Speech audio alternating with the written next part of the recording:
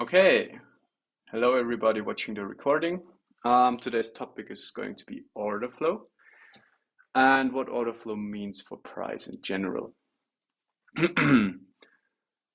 I see in the chat you can't hear any volume. Is it just my issue? Hello Aristo. Um, Maybe you need to leave and rejoin again because if the others can hear me, it's probably from your side. So I can't do anything. So sometimes you just need to rejoin or something. And then I hope it will be good.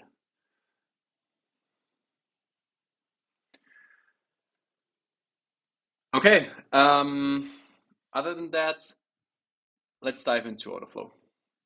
So what do we have here? In the end, let's start with the basics because we all look at candlestick charts, right? So this is our most basic tool we use every day. But what does it really mean, the whole thing? Because it's not just a candlestick and it's printing price. So we have wicks, we have bodies, we have all that. But in the end, within this candle, there's always a fight between buyers and sellers, and you can make them visible within the order book. And every single trade, or no, every single asset we trade has some kind of order book, and it usually looks like that. And what do we see here? We have this is the current market price, right? This is like on $100 per size. Aristo has audio issues as well.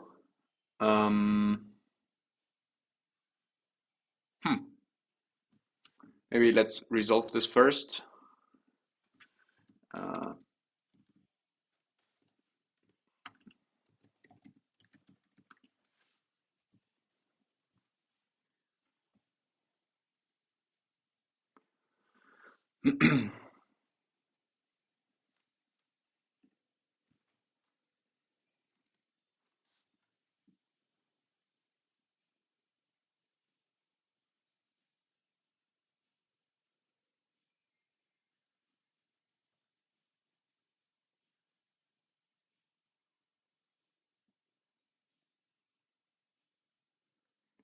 Okay. Everybody's leaving and rejoining. How's the sound for you? Can you hear me?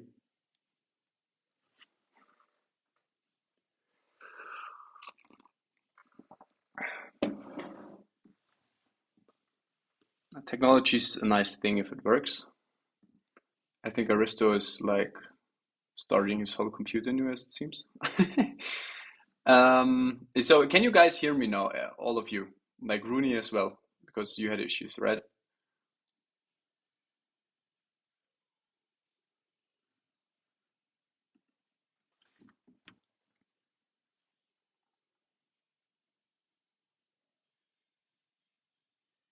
Hmm.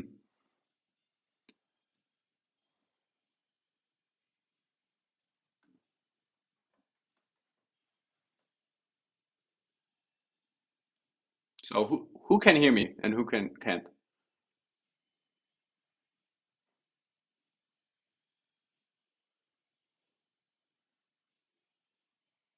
Yeah, no problem. I can repeat that. So do you feel like it's my internet connection or something? So do I break up or something? Or is it like just in general like the weird Discord kind of issues? Because I can change my internet source. Sometimes Starlink is not providing what I need for streaming and everything, um, because of clouds or Elon want to play games and is getting the whole bandwidth.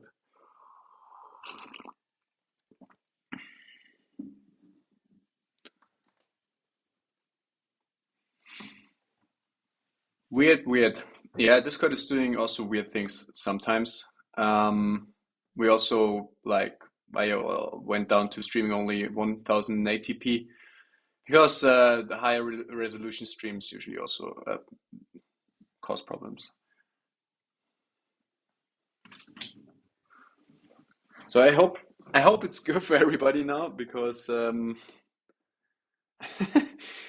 otherwise Everyone chat at different times. Yeah, whatever it is, I bet it's Discord or a user issue sometimes as well. So I found myself doing stupid things as well in Discord, and I was beating Discord up for it. Join from mobile.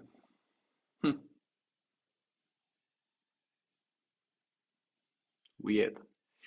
Yeah, maybe you can join with mobile and listen from your mobile phone and watch the stream on your on your screen, on your big screen.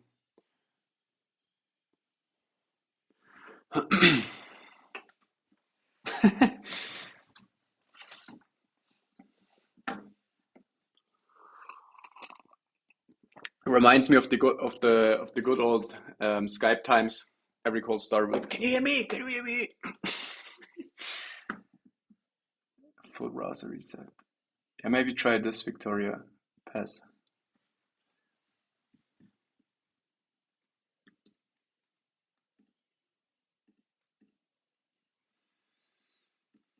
Maybe we're gonna add back to ETH today. So it's working for you as well now, Victoria?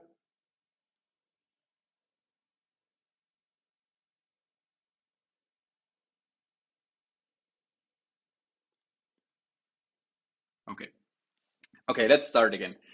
I'm gonna repeat what I said in the beginning, and what was, in the end, we watch candlesticks all the time, and in the end, many people don't really realize what these candlesticks are made of.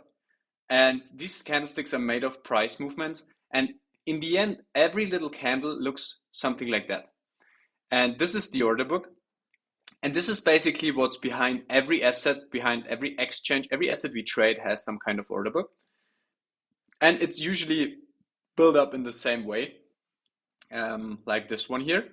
And it's basically pretty simple. So we have $100 steps. So I just do $100 steps because otherwise it gets very messy very quick. And we have 150K 500 is current market price, right? Why is this our current market price? If you look at the chart, of course, like within this 500, within this 100 step, there is still price movement, of course. But for our example, we have $100 steps. And you see, why is price at $500, 115,500? It's simply because buyers and sellers are right now agreeing more or less on this price, because we have above at 600, 115 and 600, we have 30 million in US dollar on Binance in this case. We have 30 million in limit sell orders. And on the other side, below, like 1500, 115, 500, we have 5 million supporting price right now. So this side, like the bids and the asks are like our limit orders. So they are laying passively in the order book. They are not moving price. They're just creating walls and support and resistance. And in case we want to push price, so if you're a market maker and we want to push price to like 600, we need to absorb the whole liquidity to reach this price. And we can only do that by market orders. If you put a limit order there, it's either a sell or a buy order, but it will not move price. It's adding liquidity to the order book, and somebody else can take our liquidity with a market order.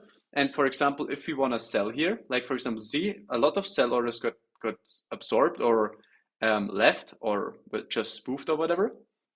And should we like absorb the whole thing here? Like now it's only 5 million, 6 million left or something. We jump to 600. Just say 6, 7, 800 and stuff, because otherwise I will break my tongue. And so you see, this is what price does within here. We are still, I can turn down this to like 10 or something. So you see what's going on within the candle. It gets like a little flashier and stuff. And you see now we have $10 steps.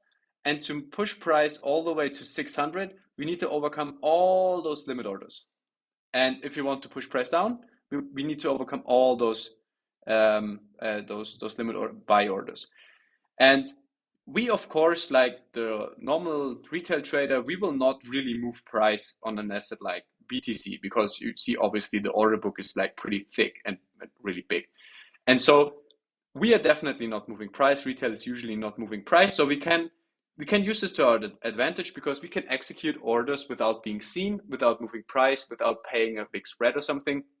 Because usually on BTC there's always enough liquidity to full-blown market order, and we definitely don't going to move price. So it would be like, even if it would be a very small percentage. But as a whale, if he, for example, wants to buy BTC right now and he buys it market order, he can buy through the order book. So if he, for example, 100 million, he would push price somewhat, like, yeah, let's say like 200 million, he would push price all the way up here. And you see the order book here is pretty thin actually. So just for this example, if nobody would add orders or remove orders from here, price could easily, once this region is overcome around current market price, this area could easily be gapped because there's not much liquidity.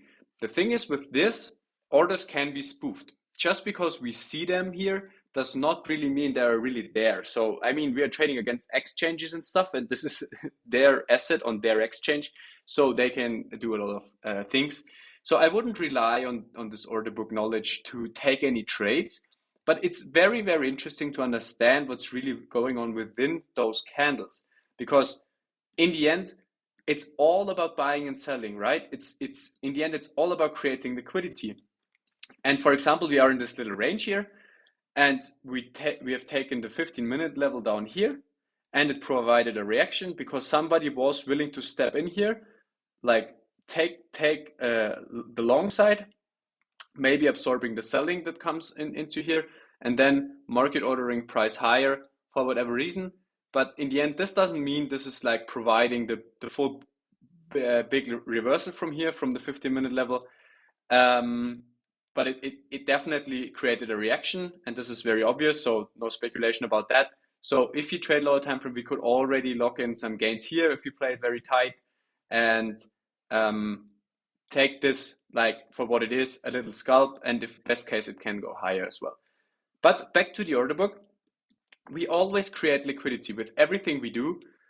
Every little candle is liquidity in action, and while those limit orders do not really move price, market orders do.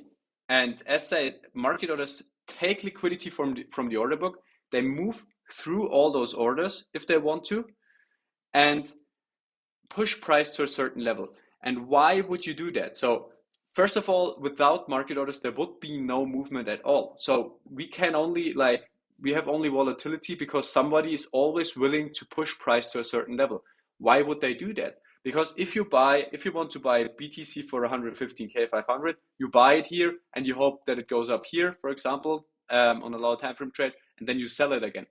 This is not how it works for a market maker or for a whale, because they need sellers to fill their bag. So they create a negative looking structure on higher time frame, maybe fear news or something, something that definitely won't make retail buy, and more likely something that make retail sell, because they need the liquidity in those order books to absorb. They place their limit order somewhere, they're taking the sell liquidity of retail and everything, those liquidations, suck them up, build a position, and then they push price to the next key level, because most likely above those pivot highs are also people that went short, and you can take out their liquidity again while moving your other position higher. Then you come back, and that's why price is always moving in those fractals, always going up, down, taking highs, not taking them, creating liquidity, then taking them. Whatever it is, it's all about liquidity. The whole game is just about liquidity and money flows. And with Orderflow understanding, you can make all of that visible. And so it's very important to understand what moves price. And that if you have a limit order, you do not move price. This is also why exchanges usually provide lower fees for limit orders, because you add liquidity to the order book. While on the other hand, if you like market order, you take the liquidity from this order book. I mean, of course, as retail, as said, we won't make a big difference, but it's just like that. So how can we now use this knowledge to add it to our edge, to become a better trader, to add confluence? Because even though with the best order flow knowledge, it won't become a certainty. So this is very important, because a lot of people Orderflow gives sometimes this false sense of confidence, just because it sounds so smart and it's so logical, and of course it is. But as said, a lot of manipulation, spoofing, weird things are going on in Orderflow as well, and it's still no certainty, because in the end we see those orders, but this doesn't mean we don't really know what kind of traders are behind those trades and those numbers, and we also don't know their intentions. But we can add it to the full picture, so it's not a puzzle piece. We can add to the picture, and then we have a bigger picture. Overall, the picture gets clearer and clearer and clearer if you add more pieces from the game. So in the end, I really don't use Orderflow for or the order book for trading purposes. What is very interesting for trading is we have our buys here and our sells here, and you see those together make delta. And the delta is very interesting because it's the combination of our volume, buy volume, sell volume, and the delta is the combination of both. And so we see within one candle, within one price area, we see either positive delta or negative delta. And what's so interesting about this is that sometimes we see positive delta, but so we see effort, but we see no result on price. So we have, for example, a 5 million positive delta. So this is not a good example, but I just want to make a point here.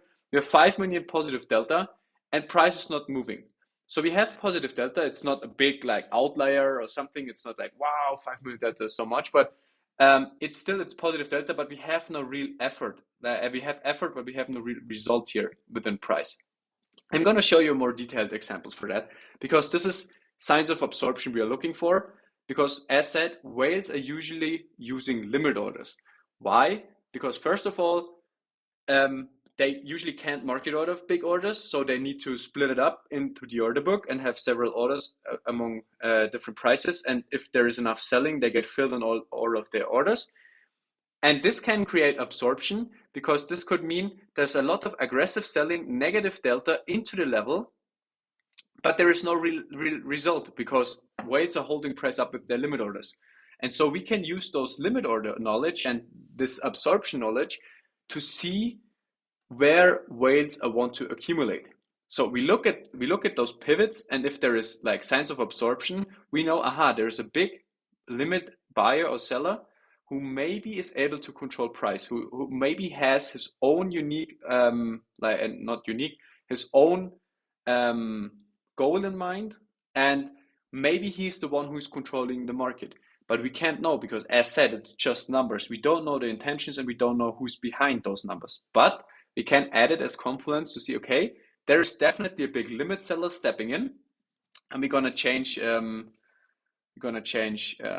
program. So no, because I guess all of you have TradingView. But it's more detailed on Exo. It's more detailed on Exo. I'm gonna give you guys this window as well, because what we are now looking at is delta and footprints, and you might have seen this kind of chart or the software from Lucky Chop Ape already, and I learned a lot of this kind of stuff from him. And I really like Exo charts, especially since the last update, because before it was like horrible sometimes. And it's still, I show you a way you can do the same thing with TradingView, but in the end, I haven't like backtested the data there. I know that ExoChart, the data is pretty on point. And on TradingView, I don't really like how you see the delta cluster and stuff. But this is a personal preference. You can also use just TradingView because it's for free, and ExoChart is, I think, $200 a quarter or something.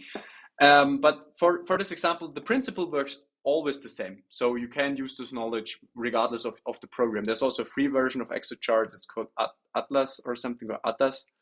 I'm not sure, but there's many things out there. The knowledge I'm telling you is applicable for every program, as said, because it's in the end, it's about delta, it's about volume, it's about open interest. So we are at BTC now. We are at the same level like we were on the order book. And if we now go, by the way, can you see exit chart. Yeah, you can see exit charts. So first of all, overall impression, we can use CVD. What is CVD? CVD is cumulative volume delta, which is in the end just delta, like the same delta I showed you in the order book, and the line makes the delta visible. And now we have an overlay over price, and what's very interesting here is that price is going down while delta is going up. Delta, and in this case CVD, is showing us the aggressive side of the market, meaning market orders. Market orders are buying into this move, and still price is still going down. And here you have this divergence we're talking about, because somebody is absorbing those buyers. And this is not a bullish sign, because usually if this like happens, if somebody absorbs this amount of aggressive buying, it's somebody who is really controlling price, while those market orders desperately trying to get long, trying to get in, and the market maker or whoever like pushes price down is like, yeah, trapping them into their longs. So this is not a bullish divergence, right? Because we have like CVD, aggressive market orders going up while price is going down. So we have effort, but we have no result. In this case, even the opposite, we have a negative result, which is like the prime example for absorption. And this was it. Now this was just Bybit on the 5-minute BTC. And here it gets really nuanced, right? Because crypto is complicated. It's not like, yeah, you have this one little asset and it's trading on one exchange. No. We have like 10 different exchanges. We have perp, we have spot, we have on-chain transactions. We have like so many annoying things that the order flow in crypto is not as reliable as, for example, in the regulated market where everything goes across one exchange. Like, for example, on stocks, you have Nasdaq. Of course, it's manipulated as well, but not in the same fashion like crypto, because crypto is just like, you can't see because there's so much things going on. But still, there's edge to be found. And in crypto, usually, as said, the market side, the aggressive market order side is usually the one who gets it wrong. And in this case, we have divergence on Binance and Bybit. We have aggressive buying, effort, and a negative result. So definitely not bullish for being long at the 15-minute. But in the end, this doesn't mean the level couldn't provide a reaction or even like going back to the range highs. There's never a guarantee, never. And you see what happened. So now we look into the delta. So ignore the line. We are looking into the candle. So we have the move into the 15-minute, like an aggressive move down into the 15-minute. And funny is, or at least like funny, not in the sense of very like laughable, but this is what happens usually all the time, because you have like some longs opening on a pivot high, and you see, and then they got flushed quite aggressive immediately. So this is why the CVD, like you see on every little pump here, somebody tried to market order longs, and here most of them or many of them got flushed, and you can see that by the negative delta down here. So this is our delta, right? This is buy volume against sell volume, market orders, not limit orders. And we have minus 43, minus 27, together around minus 70 million into this move. But then there's something interesting happening, because we can look at the candlestick. So this is our normal candlestick, right? And we have a big wick on the downside here. And we have, next to that, we have the cluster. And in the cluster, we can, like, this is like the order book. So if I zoom way in, it's like the order book I showed you, and you can see how big or what kind of orders at which area of the price executed. And this is where it gets very granular, because you want to see trapped traders in the end. You want to see, so we said we want to have buying and selling into the level. And in this case, of course, if price nukes into a long level, if you want to get long with the whales, we want to see aggressive selling. And we have seen aggressive selling, right? So this is good. So we have seen the aggressive selling in the level. There's a reason to go long. We have the absorption wick at the lows. We have like a 56 million, 56 million like buy order at this price. So somebody stepped in as a big buyer, and would I go lower into this time frame, we will probably see positive delta within here because, as said, this was like a big order, and this caused probably the absorption here, and then price went sideways. But there's something happening which we really don't like. If we are long, we really don't like. We really don't want to see this. Aggressive longs are stepping in, like 30 million here, 15 million, 9 million. Another 50 million here. This is why CVD is going up so aggressive. You see, big positive delta, people trying to long this desperately at the lows. And those who bought here are already underwater. So they are trapped longs. And you see some of them got squeezed already again because they got fearful, price went lower. So they closed again. But again, people try to long this again. This is not really the type of behavior that adds big confluence to our long idea, like the 15-minute we talked about.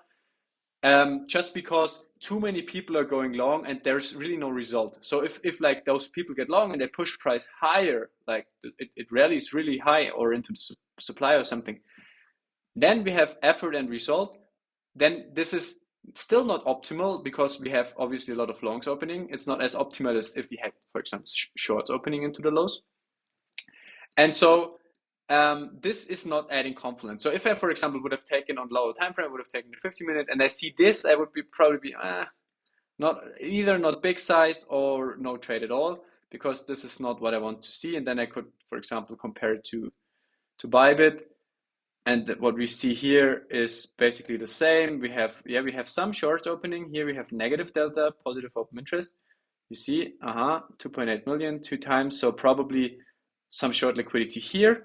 Then we look, for example, if we see shorts opening into this area, we imagine that they have their stop either above this high or above this high, or if it's a higher time frame short, it could also be above this high, right? So we never know. But there's definitely short liquidity building. And so this is like this picture is a little better to get long. So I always compare those two, and then I make myself a full picture. And it's still not optimal, right? We have another 25 million, CVD is going higher, price is not showing any results really. Then we squeeze longs again, then new longs opening. So people trying to long this very desperately. And it seems like they're getting absorbed here. And as said, while price could still rally, I wouldn't be surprised if we like trap them very soon, and then take the liquidity into the next key level, which would be from here, the demand or something, or even taking those lows. Like you need to imagine this whole thing here. There's always longs opening in every kind of movement. Maybe some of them, they're long here and they have their stop below here. So taking this liquidity would make a lot of sense. But now it gets even more complicated, because look at the whole range here, right? This is our whole range since over a week. Oh no, it's not like this. And then we have a very different picture. And this is why it's so important to stay very flexible, because see how price getting like a lot of traction here, while CVD is not like really showing any effort is made. So this could mean several things, because as nobody's market buying this, at least on Binance, and maybe we compare it to Bybit as well.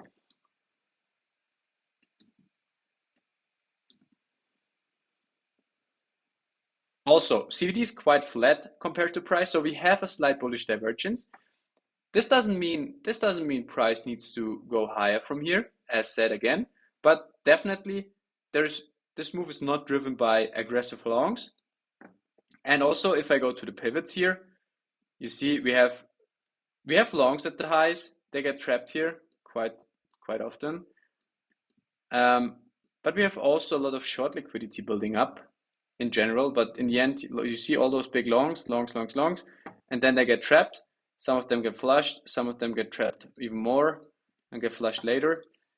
And so the whole move is, according to this range, like against those aggressive sellers, or at least there's not real buying. But in the end, as said, in crypto, it's very complicated, because this rise in price could come from something else but Binance or Bybit. It could also come from one of these 10 exchanges. It could come from spot buying on those exchanges from Coinbase. Who knows? In the end, we would just want to add confidence. We don't want to have certainty.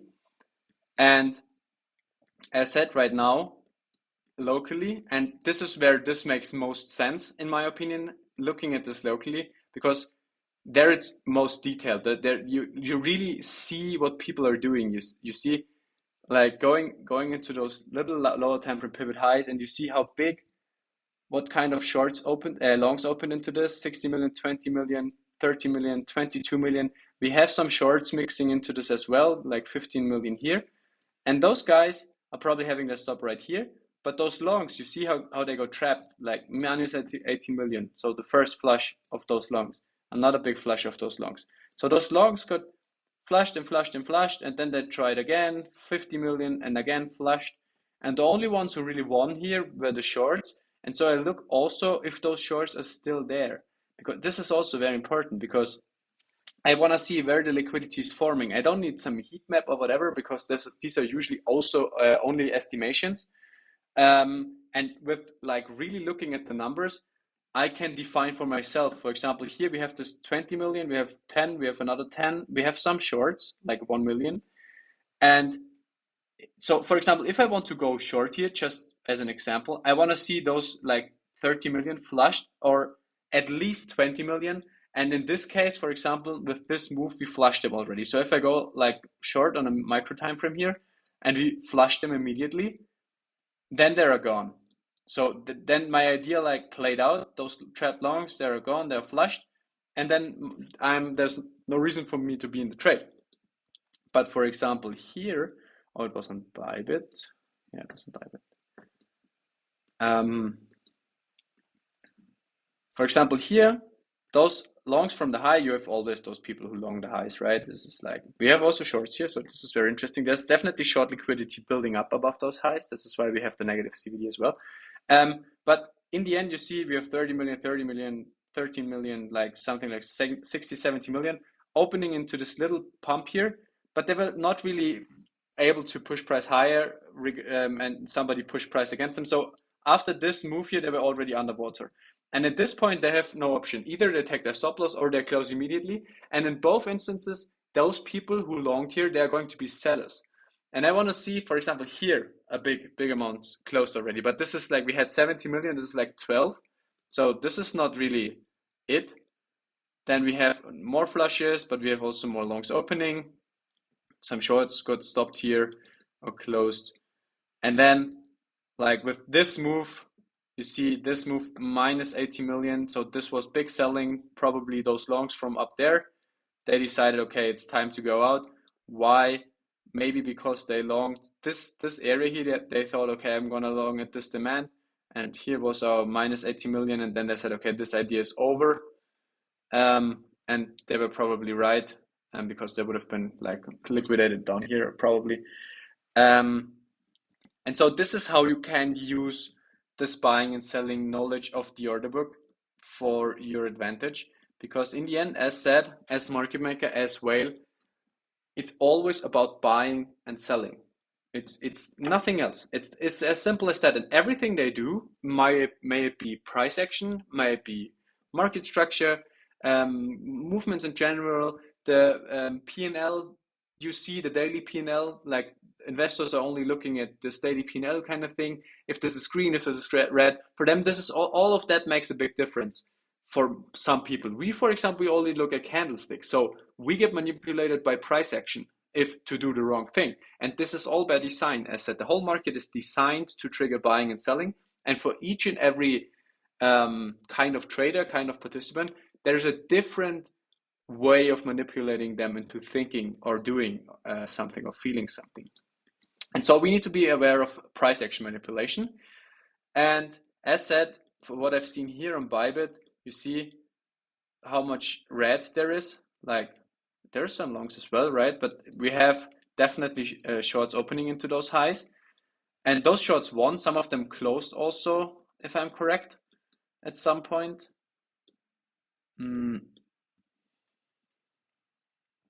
Yeah, here, for example, here we have negative open interest. So it's going down. Open interest is going down and delta is going up. And maybe I need to like talk a little bit about open interest here, because open interest means positions in the market. So if open interest is going down, we have less positioning in the market. if open interest is going up, we have new positions in the market. It's as simple as that. Open interest is telling us nothing, but okay, it's going down. People are like de-risking, like closing their positions. And if open interest is going down, people are taking positions. And you see how it moves from 7.6 billion to 8 billion. So there's definitely money flowing here, and this is just Bybit. On Binance, the open interest is still higher. So there's big movement. And open interest alone is oftentimes not very telling, because we can just read this and say, okay, good, new positions are opening.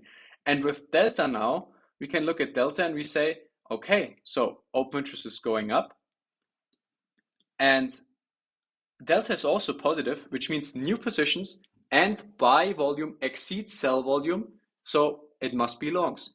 And in this case, open interest is green, it's going up, and we have negative delta, which means in the end more sell volume, new positions, so shorts opened. Story here, negative open interest, negative delta is longs closing. And if we have, find an example. Maybe at the high somewhere. If we have negative open interest,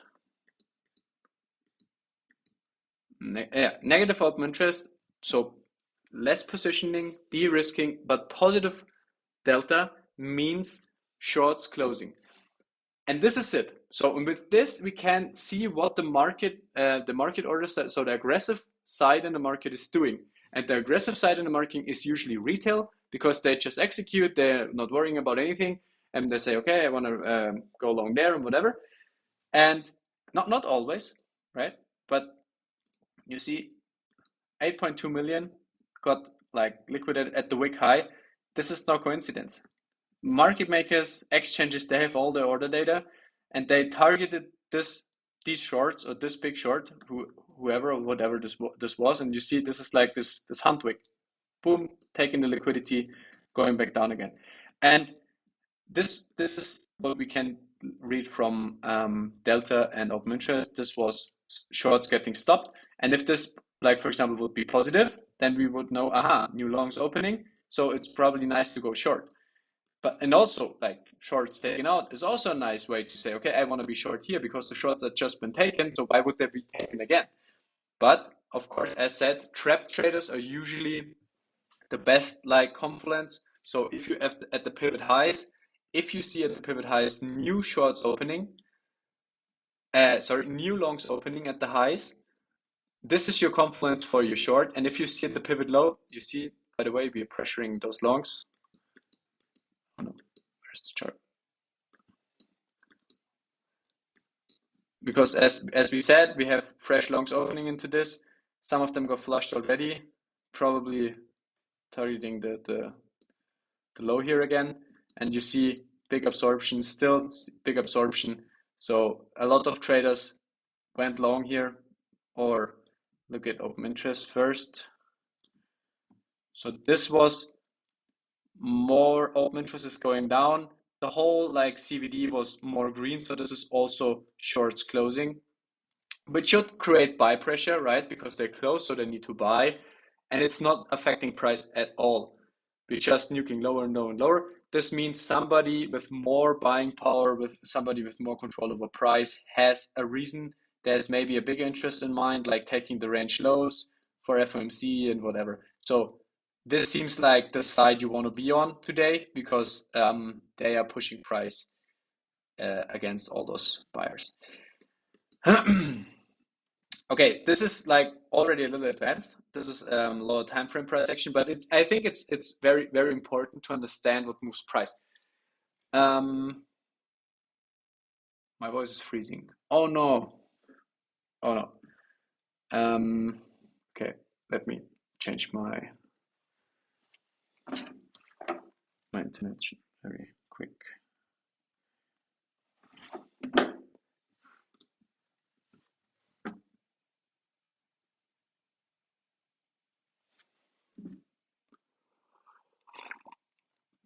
Okay, I hope it's better now. If not, let me know. But to be honest, I better. Okay. Yeah, I don't know what Starlink has sometimes, but because I mean the connection to like the satellites is always pretty good, but sometimes the connection to my computer from the roof is not that good, and this changes, um, which is weird because I don't move it obviously. Yeah, but anyway, I hope it's good right now. And now like apply the whole knowledge we talked about onto higher time frame and using funding and open interest. Because depending on what your style is going to be, so exocharts is great for scalping, and exocharts is great for like making it granular. So you want to enter a higher time frame trade and you want to see price action within the level, you want to gain confidence and all that. You can of course zoom in if this is already um, like suiting your level and you're kind of like self-controlling everything, because obviously if you drop down to lower time frame it gets a lot more messy, and it's also yeah, emotional, a lot more challenging to don't mix up your buys. So for example, if you want to go long in the pivot low and you want to execute a lower time frame and you wanted to see those signs I showed you right now, obviously the noise in here is very high, especially if you don't have the experience. But this can lead to very high R trades, and it can of course act as confluence or to avoid losing trades. But a very simple way to use this knowledge we talked about is funding rate and open interest together. Because let's take BTC again and make it like so. Let's make it a very simple, a stupid simple rule of how to use this to make money higher time frame. The volume shortly. So what is this? That's from the volume. Yeah.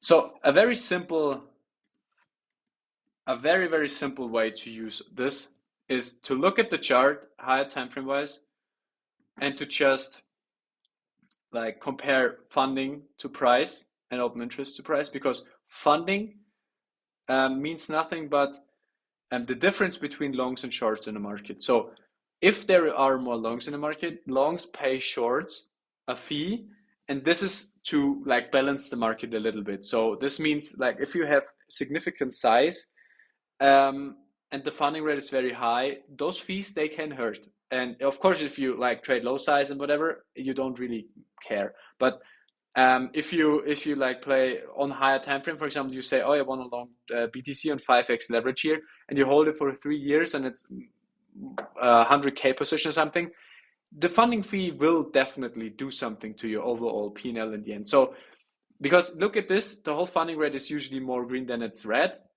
in crypto. Why? Because obviously price is most of the time going up, and so people are, most of the time are long, and it's crypto, everybody's long all the time, besides the the best moments to be long. And you can use this knowledge again to, first of all, this was very aggressive. Like look at the whole funding rate here. It was those kind of spikes. We have not seen that anymore. Why is that? Because a whole generation of traders, a whole generation of investors during this time got introduced to perpetual trading and to futures and to leverage. And look at what this has done to price. I mean, first of all, the swings were a lot more aggressive. Like they're this cycle, like 100%, minus 30%, minus 20%, not a 40%. And then look at this, how it was always, people are wrong always at the pivot points. Like spike, the highest spike in funding on this move, right at the Pico high. The second highest spike in funding at the Pico high, again, almost. It was nuking already, to be fair. And again here, big spike. Again here, big spike. And then they got flushed again. Like open interest is nuking, funding is nuking, open interest is nuking, funding is nuking. So big liquidations hit those people there because they didn't know what they do. They just thought, oh, voice is breaking up. No. I have no clue what else I can do.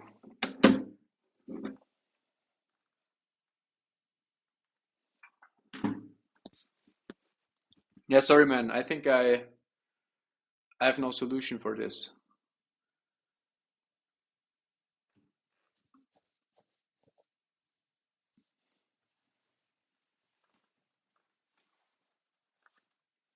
I mean, I could talk slower and make a lot of big breaks in between. So maybe the breaks are exactly when I stop speaking, like the. But other than that, I have no clue what else I can do. Okay. Okay. So back to funding, back to open interest. You see, people go long at the worst possible time. Usually they get flushed quite quick. Funding rate goes back to zero, around its baseline, which is obviously more often green than it's not. And what do they do next? They are getting wrecked and wrecked and wrecked because they got introduced to leverage and they thought, hey, I long BTC on 5x leverage, and then if it goes to 1 million, I'm going to be a billionaire. And then usually the flushes happen. And you see, during this time, people went very bearish. And you can see this on funding because the overall exposure on those perpetual futures asset was more on the short side. And then we have seen the biggest short squeeze on BTC ever seen. You see, this was really the biggest short squeeze. And you see how funding, how open interest aggressively ramped up into this, and funding as well. So there was big shorts opening into this. So big disbelief, and we had war news and everything. And I made a post about the real value events. It was really bearish. Besides whales were telling, like Elon was saying, oh, BTC is so great, and everybody, and Amazon was adopting crypto and blah. And then we had this big short squeeze. People went more bullish again. You see, we have another little spike in funding here. They got flushed again. And then on the second high, funding never reached those insane levels again. But open interest did. So open interest was at a higher level, and funding was also at a high level, but not like this. So those big like swings disappeared. Maybe also because people ran out of money or out of interest, maybe both. And then obviously again, big shorts ramping up into this. Then they got flushed and destroyed. And then we have negative funding. And so how should I start? Let's keep this whole bear market move, because you see we have a lot of negative funding here. We have a lot of negative funding here, and this is different than this. And there's a very simple reason, and that lays in market structure. But just, I mean, look at this. This is the bear market Pico low, right? Look at this. Was the biggest spike in negative funding ever seen, because big longs got flush, FTX went bust. I mean, this big red spike, this was like the buy sign, like the green light colored red. And then ever since we started making higher highs, so higher time from higher highs, right? We broke structure here. And ever since we broke structure, every time funding went negative again, it usually was a great time to buy. It was a great time to buy here, for example, right before one of the most aggressive swings of the whole market. Then we have a big positive spike, like a big long spike. It was nice to take some profits here. Those people got flushed. Again, funding did not went negative here, but again, big spike. Look at this big spike in funding. People were so aggressively bullish into this, like big ramp up in open interest, big spike into the highs. Again, this is showing sentiment more or less. This is not just showing sentiment, not just what people tell you what they do. This shows you what they're really doing with their money. And again, into the lows here, negative funding, and it's never perfect, right? It's never like on the dot and you have like you see red and then you buy. It's during this move. And in the end, like looking back, would you really care if you bought like here and made 95%, or if you bought a little higher and you just made 80%? It doesn't really care. You want to be a higher time frame buyer here, and funding provided the signal. Again, big spike into 100K breakout. And ever since here again, it turned red. And here on the way up, this was our big short squeeze. I made a post about this as well. Many people were waiting for the perfect level, never came. I was happily exposed from here, and it just ripped higher and higher and higher on negative funding. So big shorts got squeezed, big disbelief, because whales are bullish, and if whales are bullish, you should not buy and blah. So yeah, they created a big trap here, and it worked perfectly. And then we had this smaller spike here, and we have a double top and everything. So as like a similar picture, like here we have an increase and decrease in open interest and funding, same way like here. I would like to see a little spike. Like it doesn't need to be something like this or this. I would be happy with something like this to really like confirm for me, order flow wise, okay, now we have trapped enough longs. So I expect, to be honest, another like push. But if it doesn't come, that's also fine. So why is this different here? For a very, very simple reason, because funding went negative all the time here, and you surely don't want to buy every time funding went negative in the bear market, right? Because this means you bought here, you bought here, you bought here, and you bought here. So if funding was your signal here, this was obviously not so good. And maybe a lot of people learned back there what funding means, and then they applied the knowledge here, and of course it didn't work. And once this really like was the time, they were like, funding, you can't trust funding. This is usually how it works. And the biggest difference was that we had a higher time frame break of structure. And I mean, this, if funding went negative here and you catch this and you went long here, I mean, it's still a nice reaction. Or if you, for example, here went long, you can still, these are aggressive swings, right? I mean, it's a 40% move, or at least to this high, it's also more or less. And then you can go long again. If you can still use funding, but you need to understand the context. And the whole context was very different because all the way up until here, the whole structure was pointing up. But ever since this was broken, like with this move, higher time frame structure was pointing down. And you had your first signal here, right? So first signal here, we had also the first signal here, the breakdown, like here. And then we have usually some counter trend where everybody says, yeah, it's going on again, it's going higher again. And then the big leg down comes. Similar story here. We broke this down. Not a big like, yeah, we're all going to go short here, but then the big nuclear right away. But these are your minor local structures, and then you have like this big higher time frame structure, something you would look at the weekly and you say it's structure, right? So this was like very obvious, a very obvious big lower low. And this is the point where you should definitely, I mean, if you don't realize the top here, this is then the time where you do not buy again and again and again. And I mean, while BTC went down 60%, most alts from here went probably down 80, 90%. So this is like, yeah, the most obvious close. And then you obviously don't rely on funding anymore as much. And especially not if you go long, every long should, after this point, every long should be treated as a scalp. And as I said, they can provide like confluence for scalps and counter trend trades. But your focus should be on like catching shorts ever since this broke, or better even, ever since this broke. And this is why funding needs to be put into context. But as said, for example, if you understand the context and you ever since here you bought when the funding turned negative, it's pretty much like still very nice to add and to long and to like ride this whole higher time frame move, or you just get confluence of like, oh, everything is bearish, Germany is selling BTC and whatnot, and then you have the negative funding, which just tells you, okay, people are overly exposed short. Same way here, everyone is talking about the lower level in our community at least, or in the trading space. And like, I mean, it was just tariffs. I couldn't believe that tariffs is the reason for the whole market to crash. But in the end, it was like fear and uncertainty and doubt, and then you had like negative funding, and then you also had like the confluence during the move, which is then not just at the pivot, but here funding turning negative on the way up again and again and again, showing just how much disbelief people had. Nobody could believe this move happening.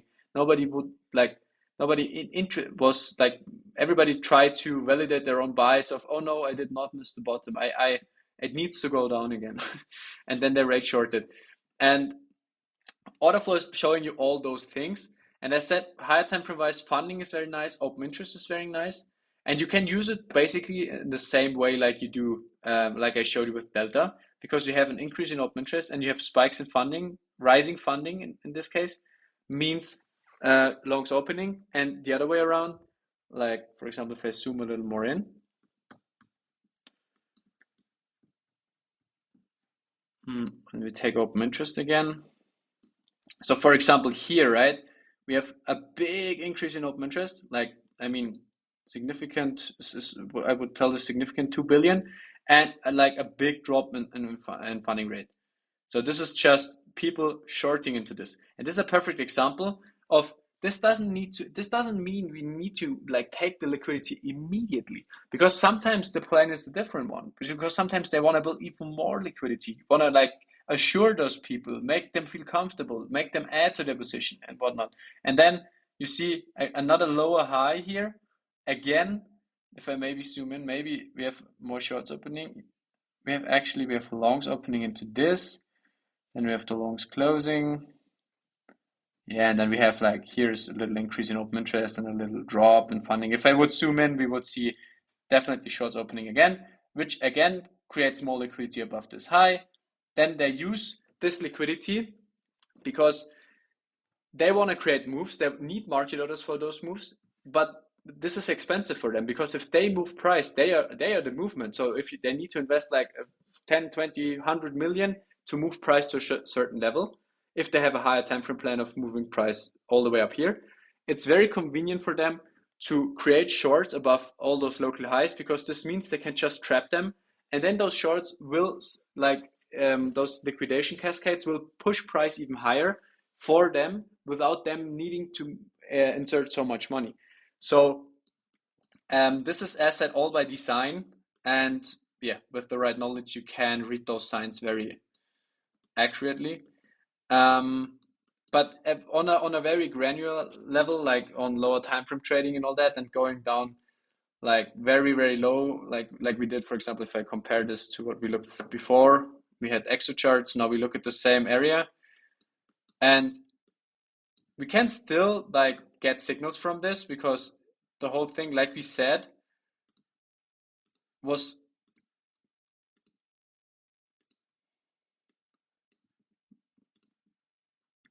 so we have decrease in open interest, decrease in funding, and we have a decrease in price. So there's no real divergence right now. Why? Because everything is in line, everything is going down. This data set is now different than than the one we had in EXO, because in EXO we have just looked at Binance and Bybit, and this one is aggregated. So this is actually like looking at, where do I check? Looking at 5 exchanges, I think. I always forget where to check which exchanges it's checking. Yeah, I think I can. Yeah. Binance, Bybit, OKX, Deribit, Hyperliquid, Binance, USD, not Binance, Binance USDT, Bybit USD, and the OKX USD. So you see, this is like a lot more detailed. So this gives more or less a better overview. But for scalping purposes, I would recommend to, like, this is oftentimes not as telling as the exo chart data, or looking at single exchanges and looking for single traders, because this is just giving a general overview. And yet, as said, you can still use this. It's a free software. You can still use this to get like signals, or like more or less confluence.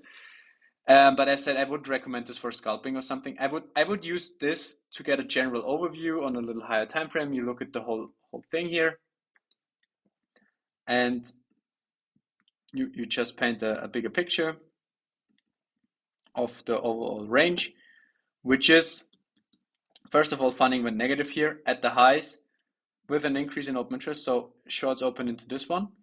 Maybe some got flushed already, but I bet some have the liquidity still above those highs, maybe even all-time highs, because they're swing shorters. But another thing is, you see, here we see those shorts covering, like the one we saw on the CVD as well, because open interest is going down, funding is going up, means positions are closing, but they are more or less buying, or at least like closing their shorts, which means, according to funding, it means you have less shorts, and so if the longs stay the same, of course funding rate goes up. And then what I do is I look at the whole range, and there's no clean signal in this one, so maybe find a better example.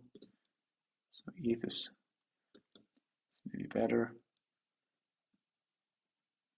Not really. Example. But definitely here, interesting again, funding rate went negative at the lows. Of course, it created a pump as usual. especially if it gets negative so often doing a range. As I said, this is not usually not the pivot like perfect low. Sometimes it also creates another lower low or something. But I mean, at the range low, at the demand, people are going increasingly bearish. We have seen that before, right? So as I said, not the perfect low, like here, not the perfect low, but it's still like a nice area to like look for a long or something. And this will repeat over and over and over. And so you get this nice little overview. And what I usually do, but it's not the best example. Yeah, I can use those highs as example. You see, we have those spikes and we have open interest ramping up into this. This was people were very, very long here or longed into this, and then they got flushed, and then again double top here. What do you see here? Again, ramping up open interest, aggressively ramping up in funding. So this just tells me again, longs being trapped at those highs, and I mean this tells the whole story, right? Open interest nuked lower than it was before this whole move, while price was even higher. So many longs got trapped within this move. Trying to long the breakout or whatever.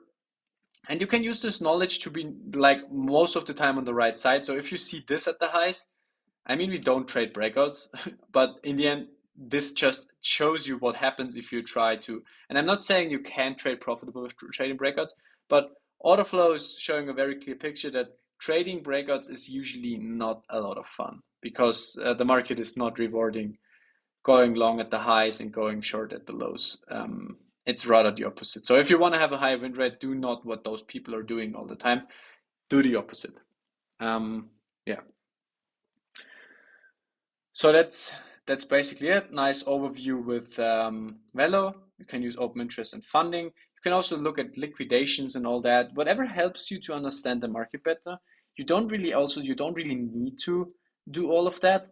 It's not like, oh, you need to use Orderflow to be profitable. No, you don't need to. But in the end, for example, it helped me a lot to understand what I'm doing there. What is price? Why is it moving? What are traders? What is liquidity? All those questions have been answered with Orderflow for me. And you see, for example, on the liquidations, short liquidations at the highs, long liquidations at the lows, and you see like liquidations are usually around the pivot point. Doesn't really mean price needs to reverse from there, but this is what market makers really want to create, is those forced liquidations, creating the liquidity to fill their own bags or to make their moves cheaper or whatever it is. And as I said, it's about understanding what's going on. And if this, like for example, if liquidations are helping you to execute better, to understand better, use them. For example, I'm doing really well with funding and open interest alone. And yeah, I said I don't use any heat maps here like this. I don't really look at the order book. It's just like understanding what is moving price and what's not moving price order-wise, and what is the interest of the market makers and the whales. Yeah, and in the end, everything I talked about is applicable to each and every time frame for each and every asset. If you trade a different market, you won't have this amount of data because usually it's, first of all, it costs something. So if you want to have Nasdaq data, it costs something. And on the other side, it's to be so you need to read the whole stock market order flow a lot different because the market is not as manipulated. You don't have so many exchanges. You have more experienced traders sometimes, most of the times, compared to crypto. So in crypto, you always counter trend market orders usually, and but while the picture on stocks and stuff is usually not that clean, like just counter trend market orders. It's not that easy. It's like, for example, the CVD we talked about, the divergence, it works a little different on stocks. So I don't really use it there, but I know in crypto it's counter trending the market orders basically. And you can use this knowledge for each and every time frame if you understand it on a very high time frame level, like buying and selling. Of course, on a high time frame level, you have a lot more time to react and to understand. And the real world noise will be a lot heavier because around those extremes, you will see a lot of bullish news, bullish sentiment, bullish whatever. And at the lows, you will see a lot of bearish stuff. And Orderflow is just reflecting the sentiment of the people. And it just adds confidence to the big picture. And in the same fashion, you can use this to counter trade everybody at the extremes. You couldn't do the same thing on lower time frames, like we did with exo charts, looking where a market order is coming in, what is their interest, but who is really in control of the market. This is what is important. And on lower time frame, of course, it's a lot messier, it's a lot more going on. You will be wrong a lot more often because it's a lot harder to really understand the intentions by just looking at numbers. But in like on higher time frame, it gets at some point it gets, I don't want to say easy, but it gets a lot easier because usually whales and the ones who control the market, they have like, they're not really hiding their intention by releasing a certain news set or something. You just need to interpret it correctly because it's not black and white. It's not like bearish news are bullish and bullish news are bearish. There's 100,000 shades of gray in between, and you need to figure out what is their interest at what point. And as I said, one single puzzle piece like the order flow stuff won't create the whole picture. You need a lot of small pieces, and you need those pieces who make you see the picture. And if order flow is helpful for that, good. If it's just confusing you, and if it's not really helpful at all, if it's not improving your performance, your understanding, or nothing, just leave it out. You really don't need this. But as said, it helped me a lot. I've seen people who helps it a lot, and so I wanted to talk about this anyway. And as said, on higher time frame, if you understand this, it's very obvious at some point what they want to achieve with their agenda and news and everything. Okay, I think I covered everything I wanted to say about Orderflow. I've seen you guys have asked some questions already. So let's see. A question: what does negative delta do? It shows selling move.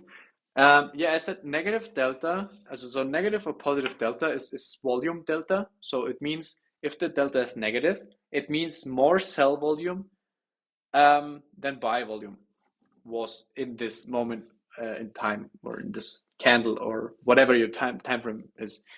For example, I can use, let's use NVIDIA for example. Volume footprint. This is available on TradingView as well, which is more or less the same thing we looked at ExoCharts, just not so fancy, because it looks so big and not so granular and not so detailed. And you see, there was, for example, this is a good example. We have positive delta 700K, and we're talking about shares here. It's not about dollar, it's about shares. At 30 million actually, and we have 700 positive like buy on the buy side, aggressive market order buying 700,000 shares more, so it was more buying than selling, yet this candle ended up red. And this is for a reason, because somebody with a big interest has a limit orders there, so there was effort made but there was no result. And this is what, like, positive delta means there were more buyers, and negative delta means there were more sellers. And if you compare it to open interest, you can use it to determine if it's longs opening, longs closing, shorts opening, shorts closing, because they both create delta if they have aggressive orders. But you with delta alone, you don't know if people are opening or closing positions, and with open interest, you know. And for this case alone, it's just showing us absorption because somebody bought here at the high, but all those buyers were not able to push price higher really. So there was some kind of absorption here. And maybe have another example. You always, the thing is, the rule of thumb you can remember, you can always remember is was there effort made, and what was the result? So, and how much effort was made. So if you compare all of those, you see a million, like they're all pretty much between 10 and 20 million in overall volume. There's an outlier with 29 million, but everything else is like pretty much the same. And this is, for example, let me find a good example. is a good example.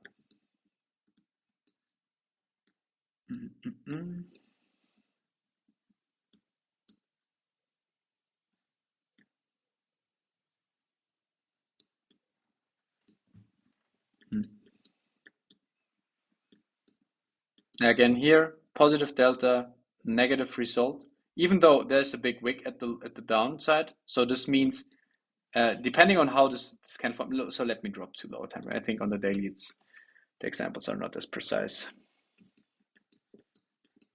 Let's go to the pivots. So we always care about the pivots and about key levels, of course, which is in this case our all-time high. And this is, for example, interesting because we have negative delta. We have more or less a positive result, but do you see the wick on the upper side? Like this other example on the daily, if there's this big wick, this is just a sign of absorption because somebody pushed price higher, but then somebody also pushed price lower again to close it here. So selling is bigger, even though the candle opened closed green.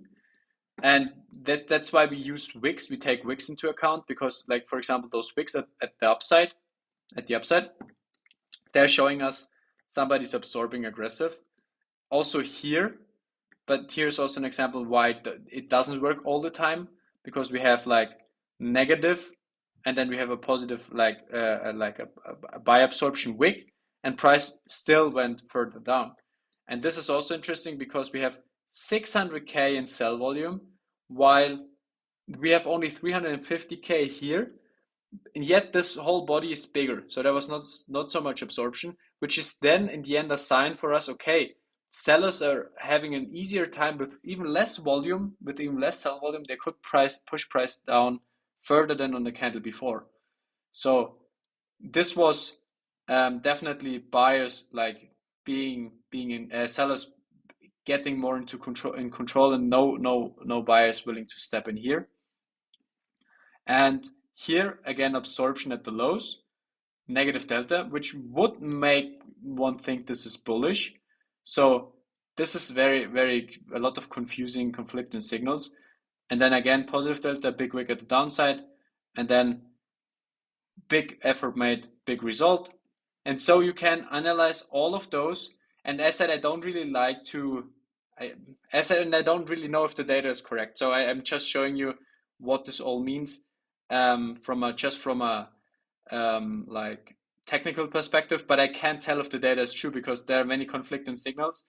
And I have not, like, first of all, I've never looked at NVIDIA's footprints, but I also don't really use these footprints here on TradingView, so I don't know if the data is correct or not, because it's also very important in Orderflow to make sure the data makes sense, because they can also use the data to manipulate people, of course. And so in the end, effort result, negative effort was made, positive result, even though very small, negative effort, positive result, positive effort, negative result, negative effort, negative result. This is what you do, and then you compare it to open interest, and then you can determine if there's this longs opening, shorts closing, whatever it is, to add. For example, this is also a very interesting one, maybe big wick here, like one of the biggest volume candles we had. And in the end, somebody sold up here, 3 million negative. Most volume was traded here. And then price came back to test this region again. Yeah, so this is basically, as said, is also one of my few times I've looked at this in TradingView. Also a big one here. So it's interesting to me as well to collect some big volume. And you see not really a lot of effort was made compared to, for example, with 3 million here, only 500,000 here. So this is way less, but the result of this candle is huge. So there was a big gap in the chart probably. Nobody was willing to step in here. So they could push price down with very little amounts of money. And then they needed a lot to create this, but somebody offloaded a lot here. I mean, minus 3 million.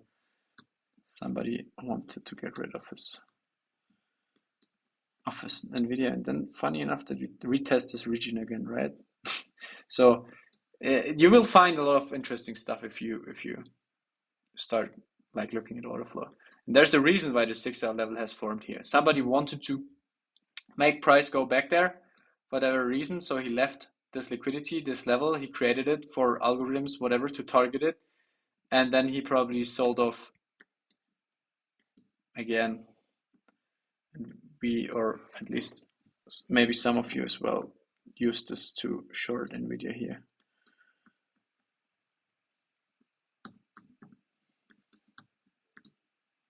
Yeah, so as said, you can also use for understanding perspective, you can also use TradingView because it makes sense like from a technical perspective, but I don't really know if the data is correct or something. This could be spoofed, it could be like whatever. So I don't want to tell you use it for as confluence because I can't tell.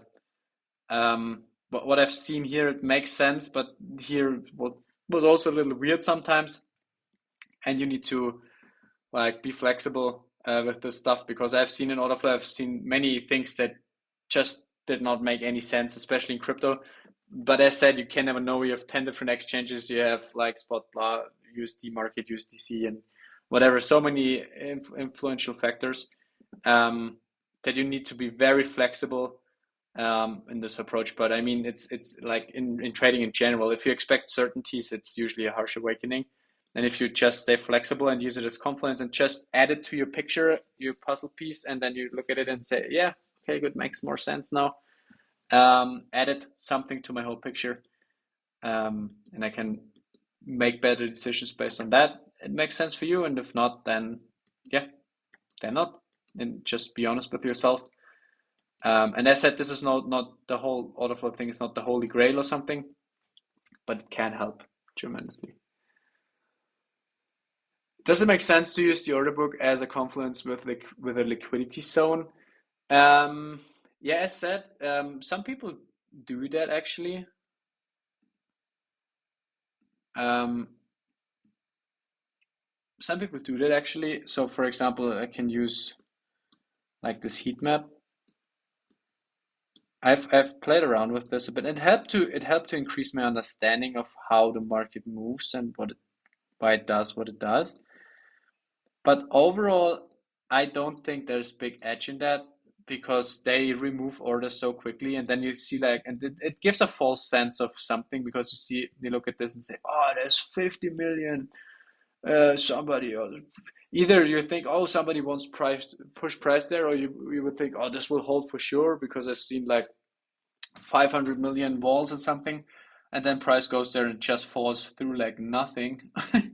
And as I said, it helped me a lot to understand what's going on, but it also I found it very misleading a lot of times. And this is what you basically do, right? This is like the order book, like this whole thing here made visible on the chart. And as I said, I am not telling you don't use it. As I said, it helped me to understand the whole market a lot better, but I don't see an edge for trading there. So, and I don't really use this program at all. I just use it now to show you guys the order book here because it looks so clean.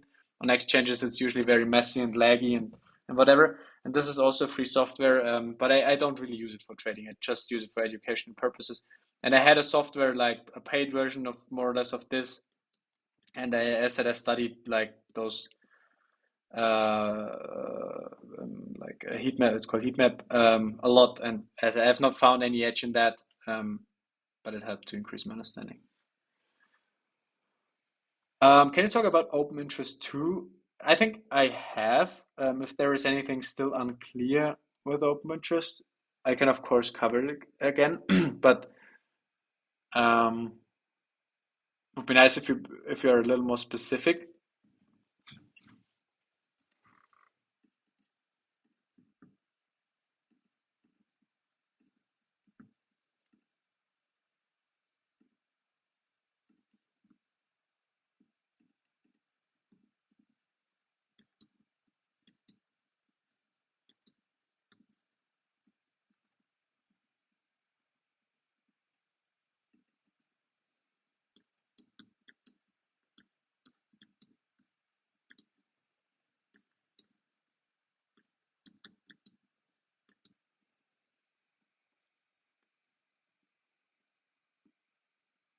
think I like what I see here. Now if Paul comes out today and cut rates, I think my risk portfolio, my risk stock portfolio will do me very well. All those plays look very good. Give us the blow of top, finally, dear Paul. This one is one for the books. I thought I was stopped already, but I mean, sometimes you're lucky, and sometimes you win. It's like 3 cents, and this is so funny because it's 69 and it's 69.22, and I had my stop loss already a little higher, and the 22 is the lucky number of my wife, and then I said, okay, good, let's make it 22, and it actually saved me. Yeah, what is this strategy called is my question. I think I missed it. I will rewatch it. Thanks. Okay, sorry, I didn't know that. Yeah, it's in the end, it's just positions opening or positions closing. This is what it's showing you. It's open interest in the market. So as open interest goes from 1 billion to 2 billion, you just know a 1 billion increase in positioning and like fresh risk entered the market, and compare combined with delta, you then know if it's longs opening or longs or shorts opening. And if delta is open interest is decreasing from 2 billion to 1 billion, for example, you have de-risking in the market, like 1 billion risk less. And if it's then on negative delta, it's longs closing. If it's on positive delta, it's shorts closing. It's confusing, I know. It took me ages to wrap my head around this. And also usually if I talk to people about this, it takes them some time to stomach this, but it's just repetition. It's not magic. It's just complex words and like up and down and left and right and all that. And in the end, it will might click at some point.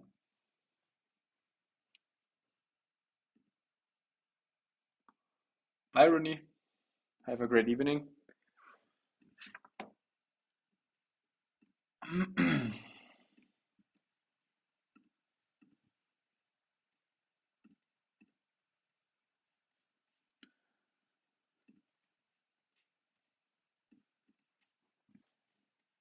Very curious to see if this is going to play. I mean, this would be legendary.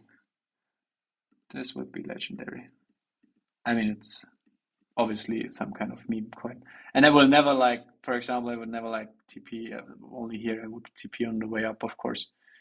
But it's not looking that bad in my opinion for something like that. Volume is also all right. Same one here.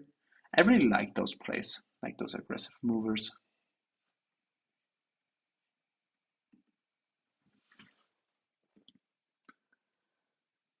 Yeah, of course, we can go over the current situation.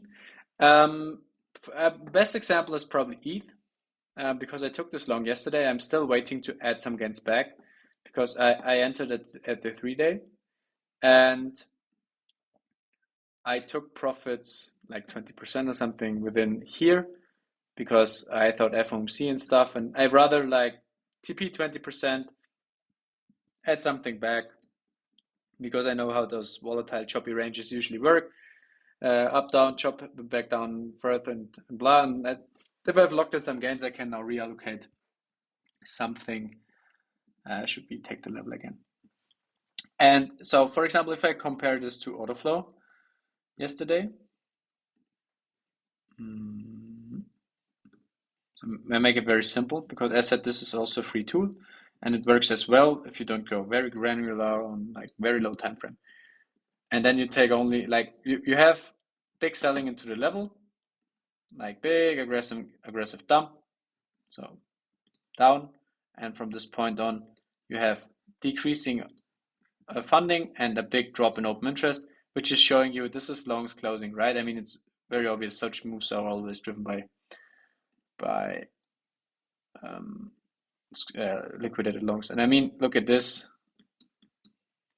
This is liquidations. If I put this to dollar, it's also important. If you look at open interest, make it dollar, like change the setting from coins to dollar, because coins will lead to weird if price move is very aggressive, will lead to weird open interest. And we have 11 million in a 1 hour candle. We have 11 million in longs getting flushed, and obviously this is reflecting in open interest and funding. But what happened then? So this is the 3-day level. This is the pivot low. And what happened then? We had this short period of increasing open interest and decreasing funding. And I posted this in the group as well. Like this is very, like you need to look very closely and you need to connect the dots at the right point in time, because from here on it would make no sense. It seems like long's closing, but in this brief moment of time, if I go even lower, there were longs opening, shorts opening, sorry, because open interest increases and funding went lower. Even though it's very slight only, this added confidence to being long here. And you see what it did up here. What this did was squeezing those shorts, closing them, liquidations around 2 million, and here also, and probably at these other highs as well. Like here, the rest of them got stopped here probably. And this is adding confidence. So if you can read those signs, and you can read them in all order flow programs if you know how, you look at this and you have a long level, you want to go long there, and you will look for signs of absorption, you look for shorts opening, you look more or less for the aggressive side of the market doing the opposite of you. So if there's a long key level and you see a lot of longs opening into this, it subtracts confidence. It means like, okay, the majority of the market wants to long here. What is the interest of market makers if everybody's long here? They want to take their stops usually, not always, usually. So this adds confidence of not being long there. Like here, we had those shorts opening into this move. This adds confidence. This makes me more confident in my setup because I know, okay, good, somebody is shorting into the pivot low, so market makers have an interest in squeezing them out. And so I'm long with them. And on the other extreme, if there is longs opening into the highs, you have a short level and you have big longs opening into this, the probability of this short level going to work is increasing. And then also mid-move, you can determine if this move is driven by aggressive market buying and if they're getting absorbed or not. And as I said, at the pivots is usually the cleanest to define, and especially if you like look into it into key levels. You take a key level, are there shorts opening, are there shorts closing, are there longs opening, are there longs closing, and then you add or subtract confidence to your idea.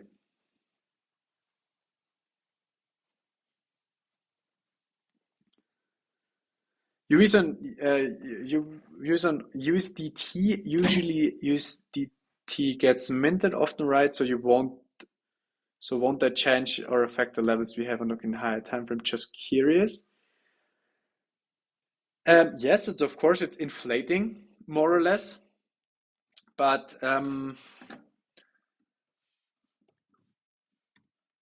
so if we look at the market cap, I mean, it only knows one direction. And if they mint 1 billion, so you see always those news about 1 billion or something, it's 0.75%. But it definitely changes something. So it's very wise from you to think about this, because like in every market, if there's inflation or something of a certain asset, if they produce more, it affects levels. I mean, our dominance levels are still more or less the same. The only thing that changes is like the 4.3% dominance. Like, for example, let's take March of 24 and compare it to March of 24. This was our pivot low there, and March of 24 was here. So obviously we have a lot more. What's this right? That was even lower. So we have obviously since then we have like gained a lot of liquidity, like 70 billion. So this means, according to our dominance level, coming back to this level means there is a lot more liquidity in the system in general. This does not really change our perception of levels, because the levels are levels. There's liquidity, there are gaps in the charts, there's supply and demand. Whales are going to act on those levels. We want to trade alongside them. So this does not really change anything, but it's worth noting that the market is ever changing. So it's very wise from you to think about this, in my opinion, because the market in 5 years will not look like the market in like today. And we have like also, this is why I like this chart as well, even though it's still like buggy and I miss all the data, but the levels are still there because I marked all of them out. This will get more important the more important USDC gets, right? And the less important USDT gets. Then we have the total to without stablecoins, which is also very interesting because it's usually forming the same kind of levels, only like different values, different structure. Because there's like without stablecoins. And in my opinion, stablecoins, for example, could become the CBDCs everybody's so scared of. And then they maybe they get another use case, maybe they get like this big global adoption. And of course, like it changes how we when it changes how we use it. Of course, so the whole like movements and the whole liquidity stuff will change alongside that. This does not mean we neglect the whole like all of these other charts, but I've taken them into consideration because I want to see how the differences, and especially like in the bear market, should like stablecoins get under pressure or if they get some real world use case or whatever it is, I want to see how this changes compared to those charts where they are included, and maybe in one of those there's a better like signal or better confluence to be found.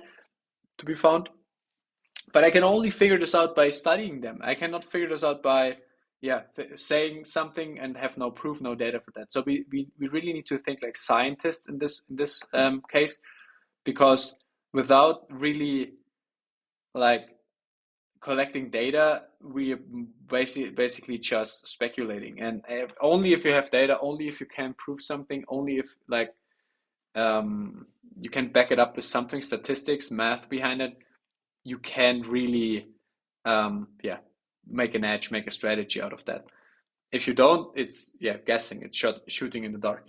And so I compare them, and I'm definitely aware that things could change dramatically for those tickers, and then they will gain significance or lose significance. And I think you said that the voice cut off in the end. I was just saying it's I think it's wise from you to think about those things and being and staying prepared for every new situation that may be arise in the future. Because if you always lean back and say, okay, good, this is working now, I think this will work forever, the market will surprise you because the market is ever changing, and it's not just, I mean, changing on lower time frames and stuff. So the same things won't work all the time, like without any changes. But what I really mean is the market will change its face over decades. Like if you want to play this game in the long run, it will change in the next 5 years, and the next 10 years, and the next 20 years, as the same way it has, like over the last 100 years, has changed tremendously. Like how people invest, how people like the access we have with internet to the markets. This is a very new thing. So this changed everything more or less. And so you can't really compare, for example, price action from the 60s or the 1920s or even earlier, because the whole access was completely different. It was a whole different market. Nobody was like investing for the pension fund, like every citizen in the US basically investing in the SPX. And this is why it looks how it looks. I mean, it's basically going up forever. At least the charts may suggest that.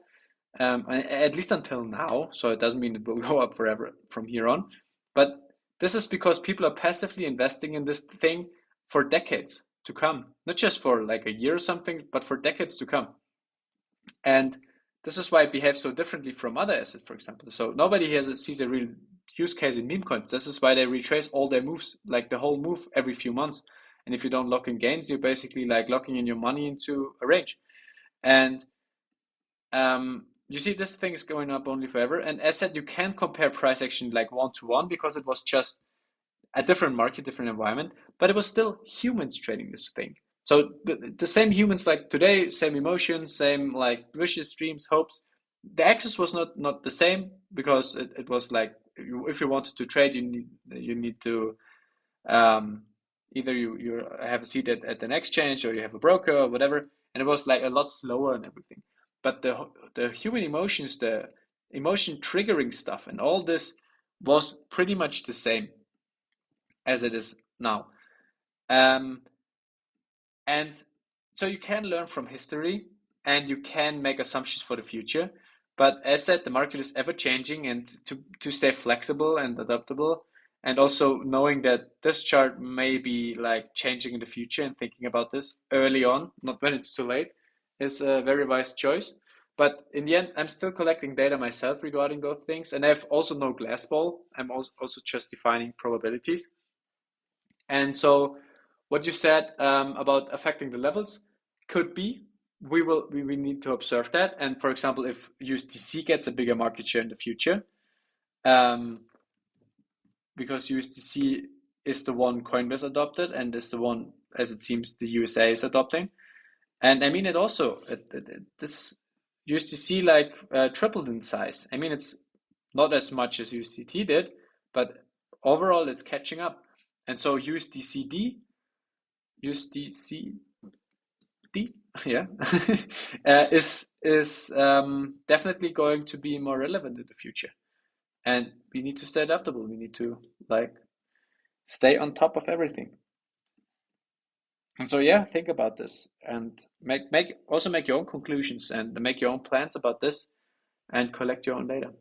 Because in the end, I'm also just doing this, defining probabilities, and sometimes I'm right, sometimes I'm wrong. But in the long run, I'm ending up making money, regardless of my bias and being right and wrong. I always I always say, trader, you need to be wrong. You need to make money while you're wrong. And you can't believe how often I'm wrong, but I'm ending up making money on some moves, even though it's not like how I expected. It was not perfect. I could have done better, and I want to improve it for the future and all that. In the end, if you end up making money, the goal is achieved, right? And especially like this higher time frame prediction stuff, like what's going to happen next, who is the glass ball. I'm literally wrong all the time, but I'm still ending up making money more or less, and I'm nailing those higher time frame moves as good as I can, and I always learn something for the future. And so is it with everything, collecting this data here, collecting total 2 without stable coins. How is it like different and affecting price and levels? And usually it's pretty much the same, so there's not much to see. So we have the same weekly level, but this one is, for example, a lot more taken. And so I'm just adding more confluence for this level to be taken, while total 2 has not taken it completely. It's not at the 0.5 of the block. And so there's still this chance of we take the rest of the level, retest the ETH 3-day. Little FOMC things happening. And so you see, it's always flexible, always assessing probabilities and thinking in percent. So it adds a little point here, it subtracts a little point here. It's always a fluid thing. So if I want to long in that case, we talk about the ETH one. I want to see funding rate is dropping down, ETH interest is rising, and liquidations is neutral for the ETH example. So if you want to long in this case, and you want to have the perfect, the perfect confluence, then you want to see big selling, big liquidations, longs getting flushed into the level. This liquidity gets then like absorbed by whales or by market makers. And you can see that by looking at the wicks and looking at delta and everything we talked about today. Also volume down here, look at this big spike in volume, look at this big wick at the lows. So you don't really need much, but to look at this candle and you say, okay, good, look at this big wick. We hit the level, we already know there were big liquidations, and then look at the snapback and then the close here. And still we came back to retest it, but this was the first sign already. Big absorption, big liquidations, and then the non-plus ultra confluence point was that in this little small move here, shorts were opening and they increased. Like this was like 3 out of 3. We have big selling, liquidations into the level. We have absorption signs on high volume into the key level. And then we have also shorts opening at the low, which then act as fuel for the push higher. And this is like the dream confluence you can get from Orderflow for the bullish level. And for the bearish level, it would be the other way around. It would be longs opening, a big short liquidation event, then longs opening, and then big spike in volume absorption was the first thing. Then longs opening and shorts getting liquidated at the highs. Something like this here. See a spike, short getting taken. We have absorption higher than average volume, absorption at the highs. If I look here, I'm quite sure that a lot of longs opened into this like move, and here again, this then acts as big confluence for our short.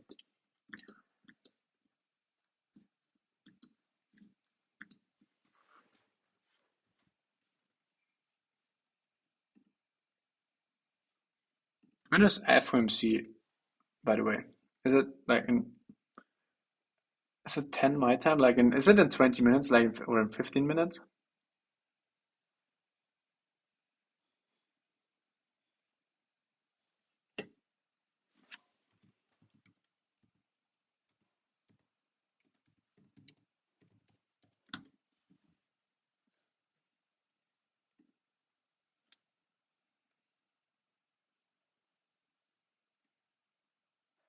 It's in. Is it already over? Is it? It's in for 49 days. Should have been today, right?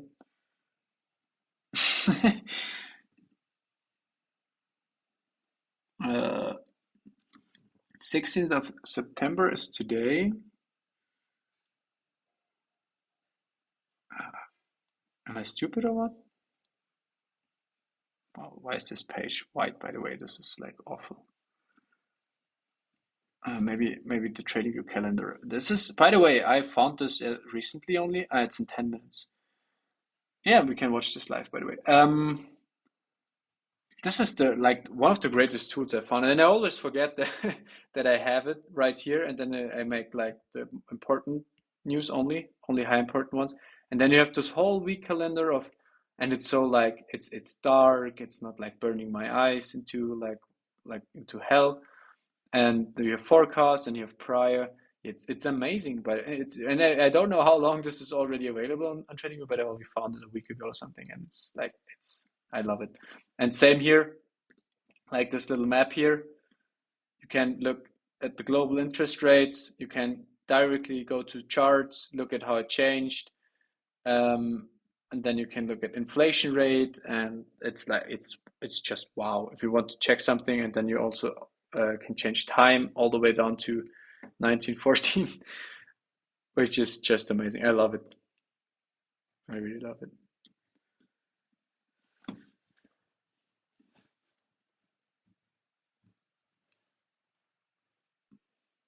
Sweeping the lows at FOMC. Yeah, I would love to go long, so to add back to my long, like sweeping this, making the third drive. I wouldn't be surprised, so let's frame it like this. But in the end, I don't really care. I have still something left of this BTC short. I closed today for like 0.3% loss because I did not get stopped out here, and I have still like 0.5% risk on, just because I'm so risk long. Look at all of my stocks and all that, and if risk is nuking out of this event now, I want to be short at least, so I see this as hedge for my whole like portfolio, and I'm willing to pay those 0.5%.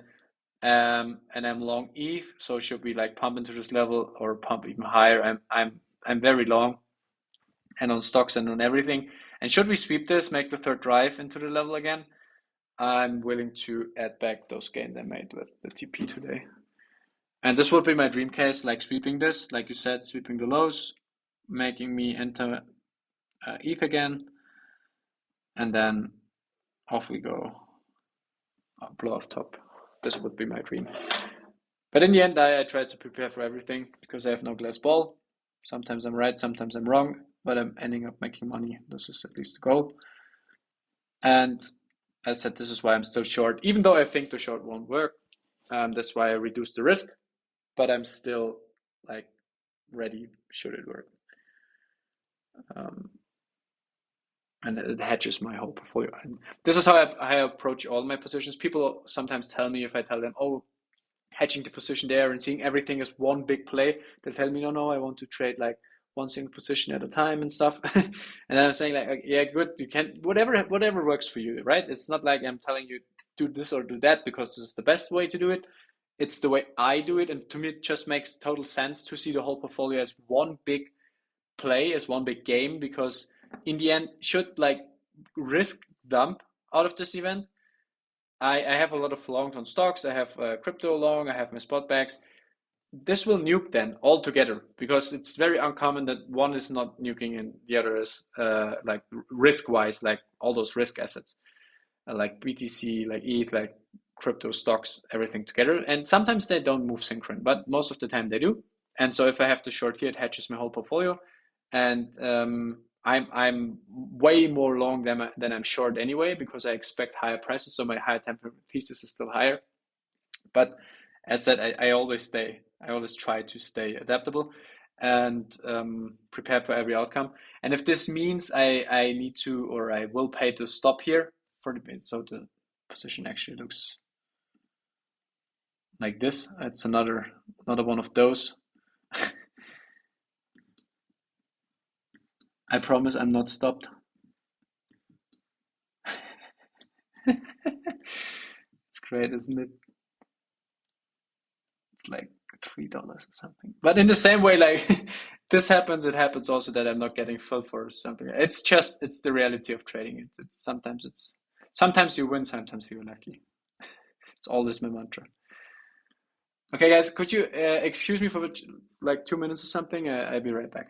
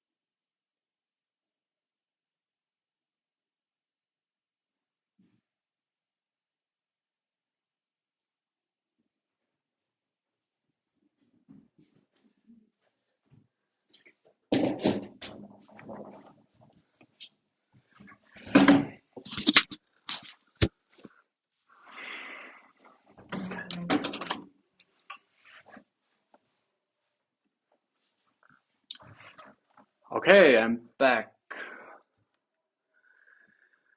Yeah, I think we covered everything on Orderflow today anyway. And I mean, it's a lot to stomach. I understand that. Usually it takes some time to really like suck it in. And as I said, you don't really need that. If it's not your type of thing, if it's not leading to any measurable results or to better understanding of the market, just leave it out. There's really no reason to force this. You can be a very profitable trader without this. But if it helps you, then use it and use it again and study it and repeat and repeat and repeat. And it will become very natural.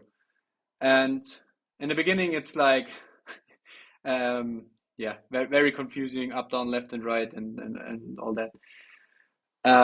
But as said, you can always, of course, you can always ask. So you will all get this free month in the group, and then I will post a lot of Orderflow stuff as well.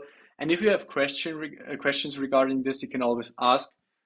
Of course, you can always ask in the group or in the course here as well. I mean, and as said, usually if I trade something crypto-wise, I look at Orderflow and I also update my opinion on Orderflow and why I'm taking this position and how I read Orderflow at the moment and stuff. And yeah, the rest is just repetition, repetition, repetition, and at some point it will make click if it's not already. It has not already. So 2 minutes to the interest rate decision. I mean, it's very likely that we're going to get this 25 basis points. Usually if like the chances are like they're now it's 90% or something for 25, I don't think there will be a surprise. And the conference is usually boring as fuck. So I'm just gonna wait for the rate decision. And then I think we will wrap up the stream. So if you have some questions left, you can still ask them. And we will hopefully embrace the volatility soon. Maybe get the ETH entry I'm hoping for. Let's look at this at mad mode.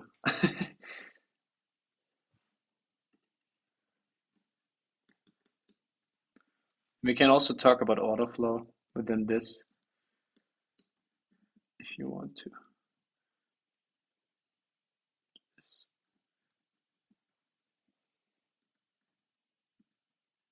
I mean, look at how unorganic this move is.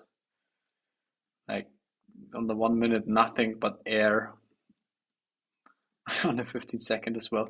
So this is Whale's footprints of creating liquidity. There's this 15-second. Let's check this out, or if it would have worked.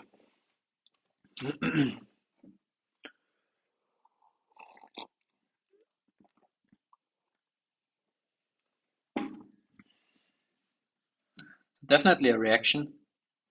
So stop could it be at break even by now?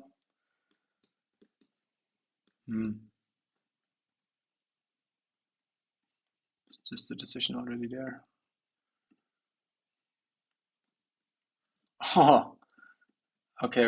I definitely need to go long soon. Let's add back to ETH.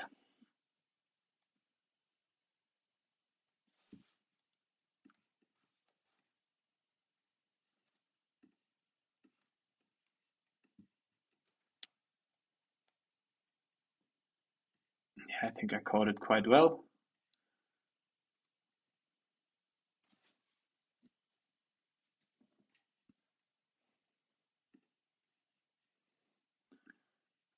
So what is the, oh my God, now I'm a little confused. Where's the calendar?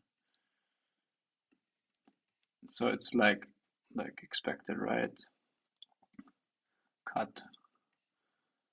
Okay. Yeah, so I'm long from 4,440 or, oh no, I got filled way higher, 64. Oh damn, that's not good. Damn, I look at Bybit. That's too volatile for Bybit. For a different chart.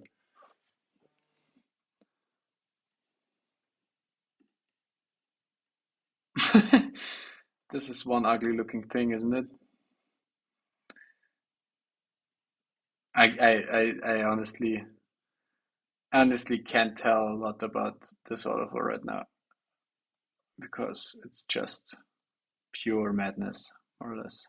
Look at these, how the size of those 15-second candles. I mean, this is like a 15-second 2% move. I think the 15-second is already too high of a time frame.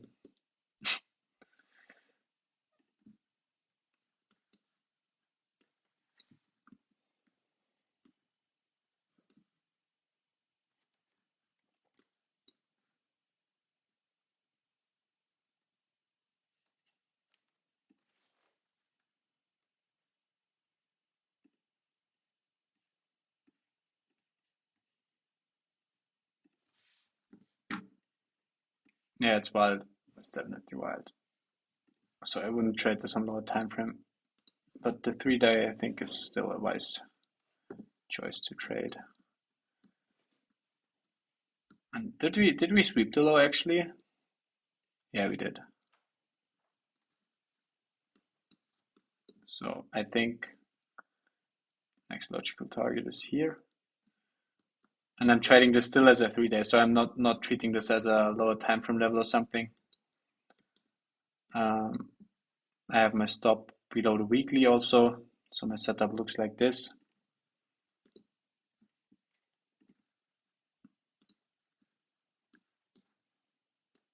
Covering the whole weekly block here. Why? Because it's liquidity, and this is a higher time frame setup for me, so I see no reason to force this very tight or something. I just want to be exposed from here, and it's still a nice 3-4 hour trade idea to range high. It gets a bit laggy.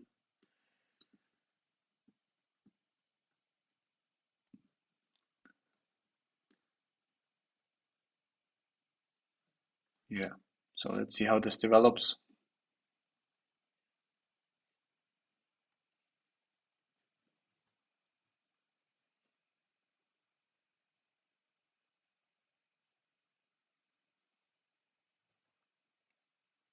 I'm a little annoyed that I was filled so high,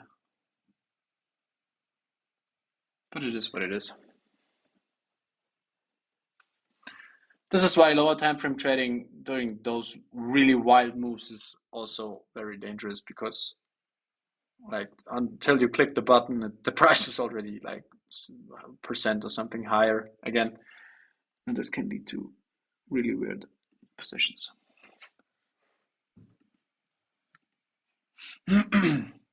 Yeah, so we have a rate cut. Interesting also about rate cuts, people expect them to be bullish, so I expected to have a rate cut and to have a rate cut and to make people bullish about that. What's going on with stocks, by the way?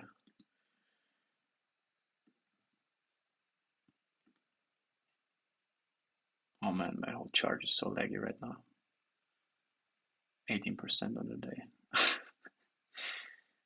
Yeah, it's definitely a volatile one.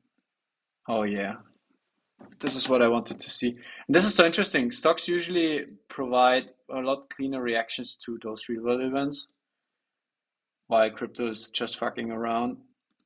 Those things do what they like supposed to do.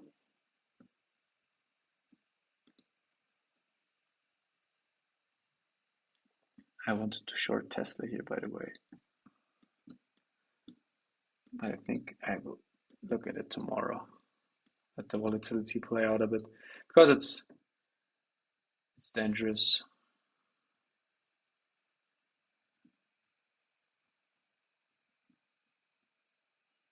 Yeah, overall, what I expected. Yeah, and what I wanted to say is I expected this to be a bullish short-term event and mid-term event maybe.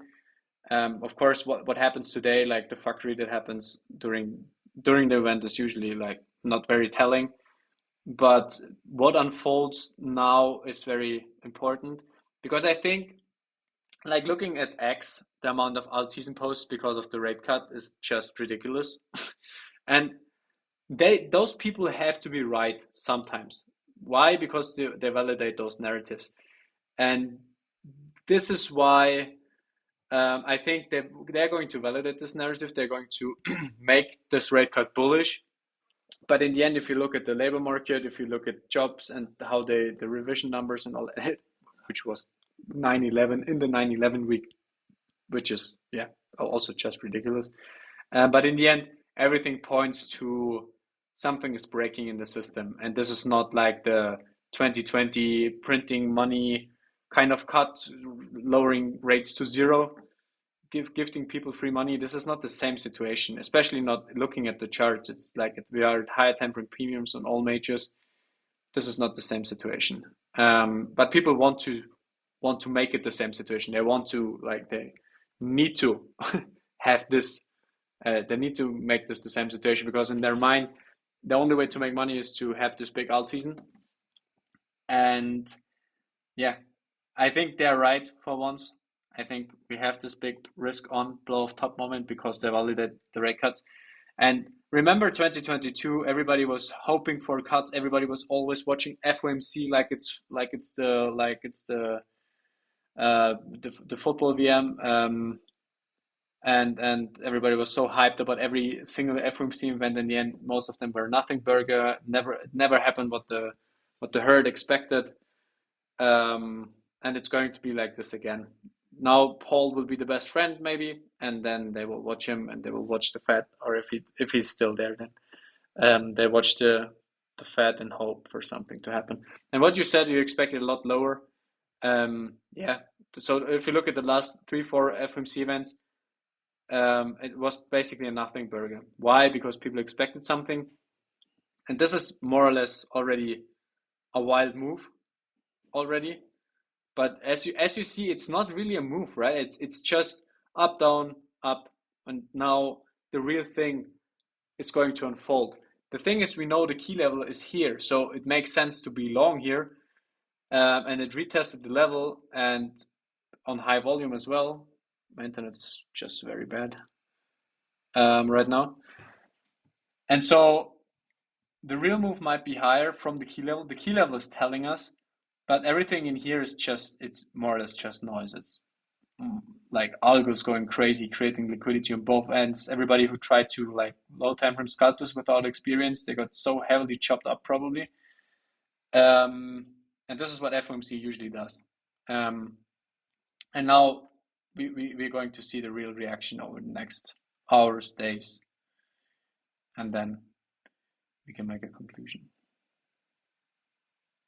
I should have shorted Tesla. I knew it. I knew it.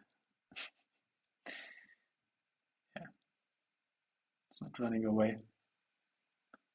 Seems like gold is liking the cut.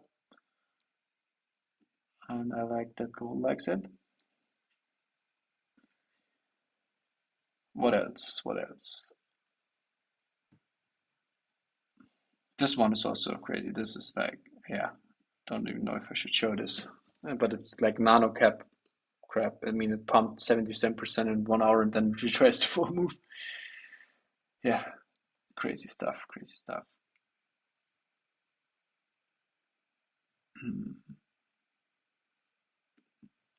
Stocks are sometimes even so much more aggressive than crypto. People come to crypto for the volatility, but the real volatility is pretty much happening on those stocks. And I like volatile markets, so I really like those stocks.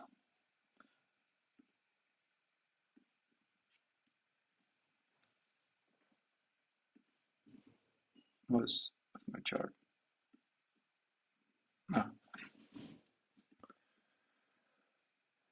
Yeah. So everything looks good. Gold is very sensible to rates, by the way. And as said, I think those traditional markets, they usually show a lot clearer what's going on than crypto, because crypto is just so manipulated, while stocks also are, they're not as manipulated. So you have a clearer picture oftentimes. And since I trade stocks more, I have a lot better like grasp of the whole market than I had only trading crypto. Quick question: do you use any confluence at all with stocks, like you use USDT for cryptos, for example? Yes and no. I don't have a specific chart I look at. I just like connect the dots on a global scale, like cycle wise, like sentiment wise. I have also this 1920s analysis, and I'm using this fractal, even though price is like leaving my whole thesis right now.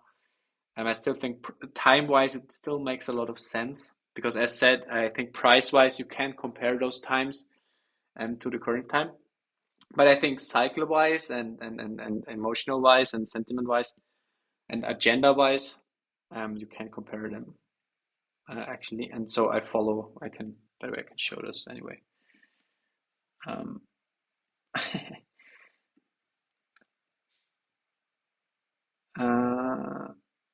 think it's here. Yeah, but we're leaving this like so badly right now. So it's pretty much the price thing. The price thing is invalidated. So yeah, it's also time wise. It invalidates itself right now. But with those fractals, like it's the 1920s fractal, and I thought we are like in this time, and this is just a thesis. But I've structured a lot of my trades around those. And as I said, you can't price wise, you can't really compare it, but I think it fits time wise actually quite good. And of course, I can like put it there and like just make it fit my bias. And in the end, we're leaving the whole thing here, and so it might be just invalidated this whole thing. And I'm not quite sure what to make of this as of now, because I really like the idea and it was really like my game plan. But I also knew this could be invalidated anytime. And so as it seems it is more or less, but I still expect a top anytime soon.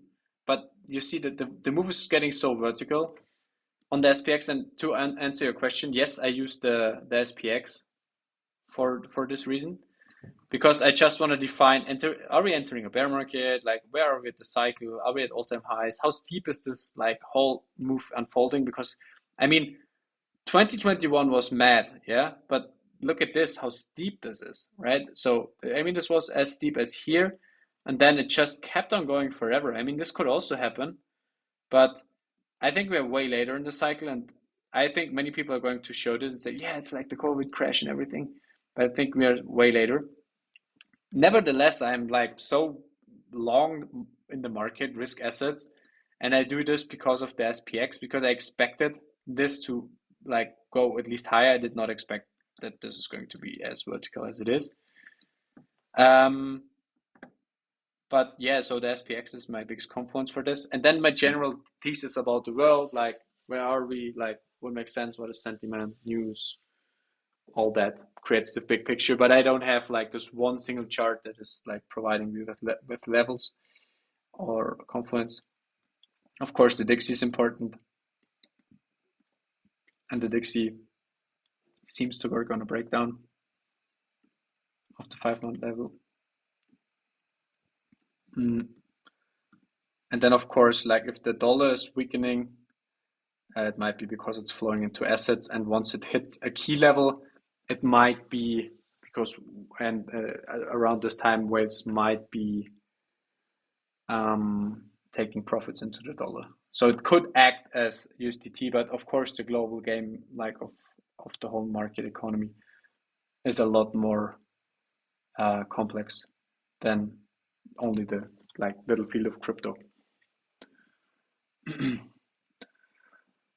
Is gold never going top? Yeah, it pretty much seems like that. I mean, it's retracing the move like right now a little bit. So it's also FMC fuckery, even on gold. I mean, it's the biggest asset in the world, and even there, we have those nasty wicks. But I think actually gold, like, I mean, either we really badly front run the 4K level because everybody's looking at 4K, round number. You hear those analysts talking about the 4K level and blah. But in the end, it doesn't mean anything other than it's a psychological level. And so we either really badly front run it, or we really badly like overshoot it because everybody thinks, yeah, I'm gonna sell 4K. But either way, the 4K level will be a reactive area.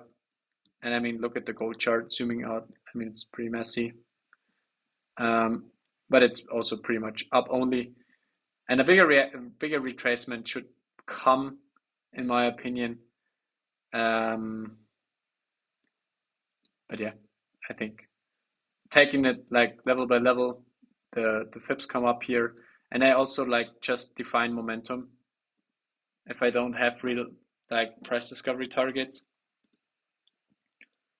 I just say, okay, as long as momentum is so strong, not showing any signs of weakness or something, why would I then TP? And then of course I have my Fibonacci extensions in this, and then I have the psychological levels. And again, the whole picture, like how's sentiment, how's everything unfolding over the next weeks. I mean, if for example, also if the altcoin market is going crazy, you can expect like this to be like the last percentages of the move. And while some things can outperform for a little longer, usually like if altcoins start to outperform aggressively, it's usually like the last stage before a bigger correction. And I mean, a bigger correction could also be a 10% nuke on S&P or just a 10, 15% on gold, but it's still like retracing all of my profits from down here, right? So if this breaks down, if altcoins go crazy, everything is like a little interconnected, even though not everything tops at the same time. But I treat these all as risk assets. And if risk assets are about to top, I'm gonna look for risk off assets, which is then of course the dollar for me.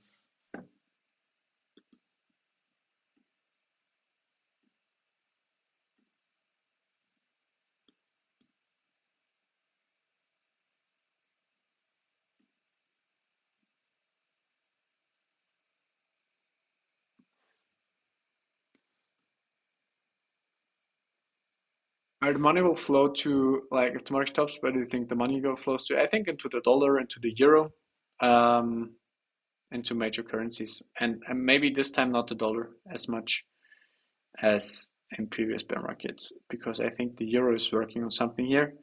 I mean, ever since its existence, basically, or at least from this chart on, it was in a downtrend, and it seems to like breaking out of this downtrend, multi-decade downtrend.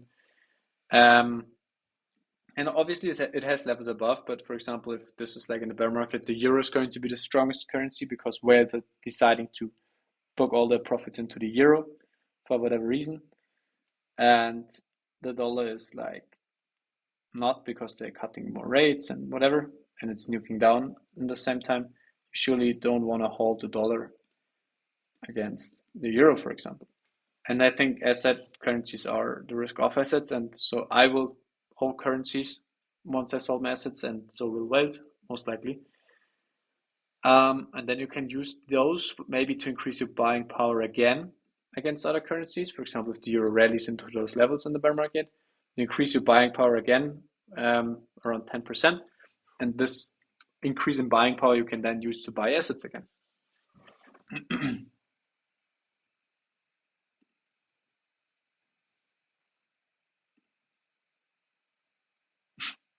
What is this formation here?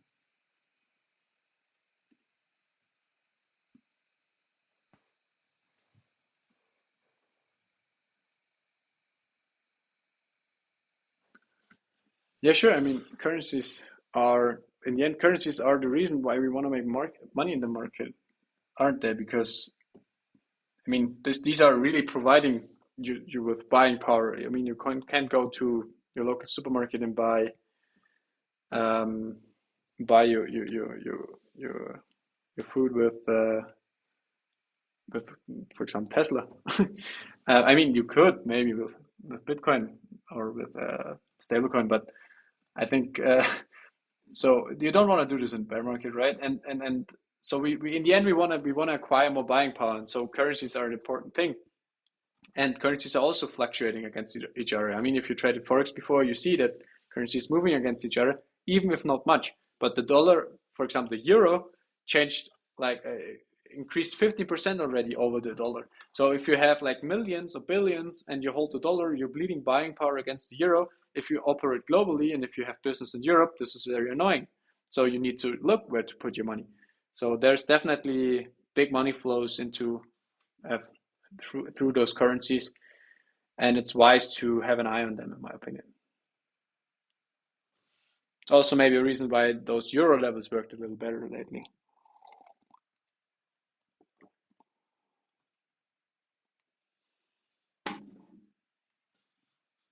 What's FD?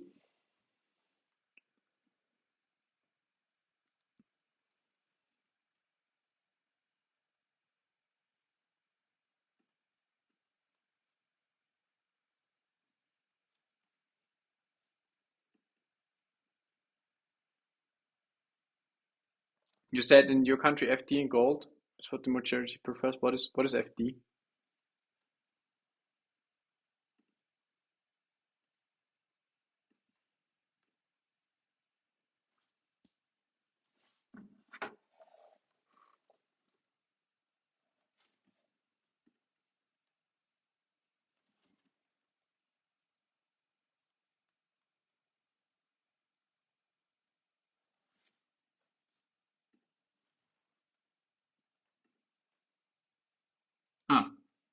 Okay, I see. Fixed deposits. Yeah, but in the end, then you also hold the currency, or not?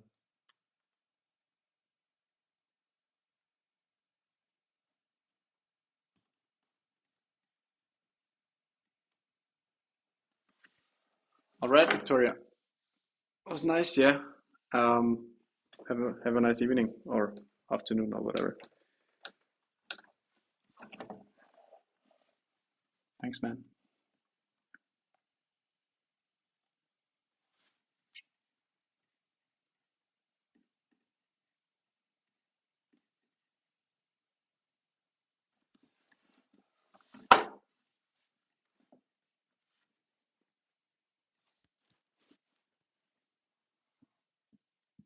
Is it normal to be exhausted in this bull market in crypto? I feel like I can't wait to sell my spot back.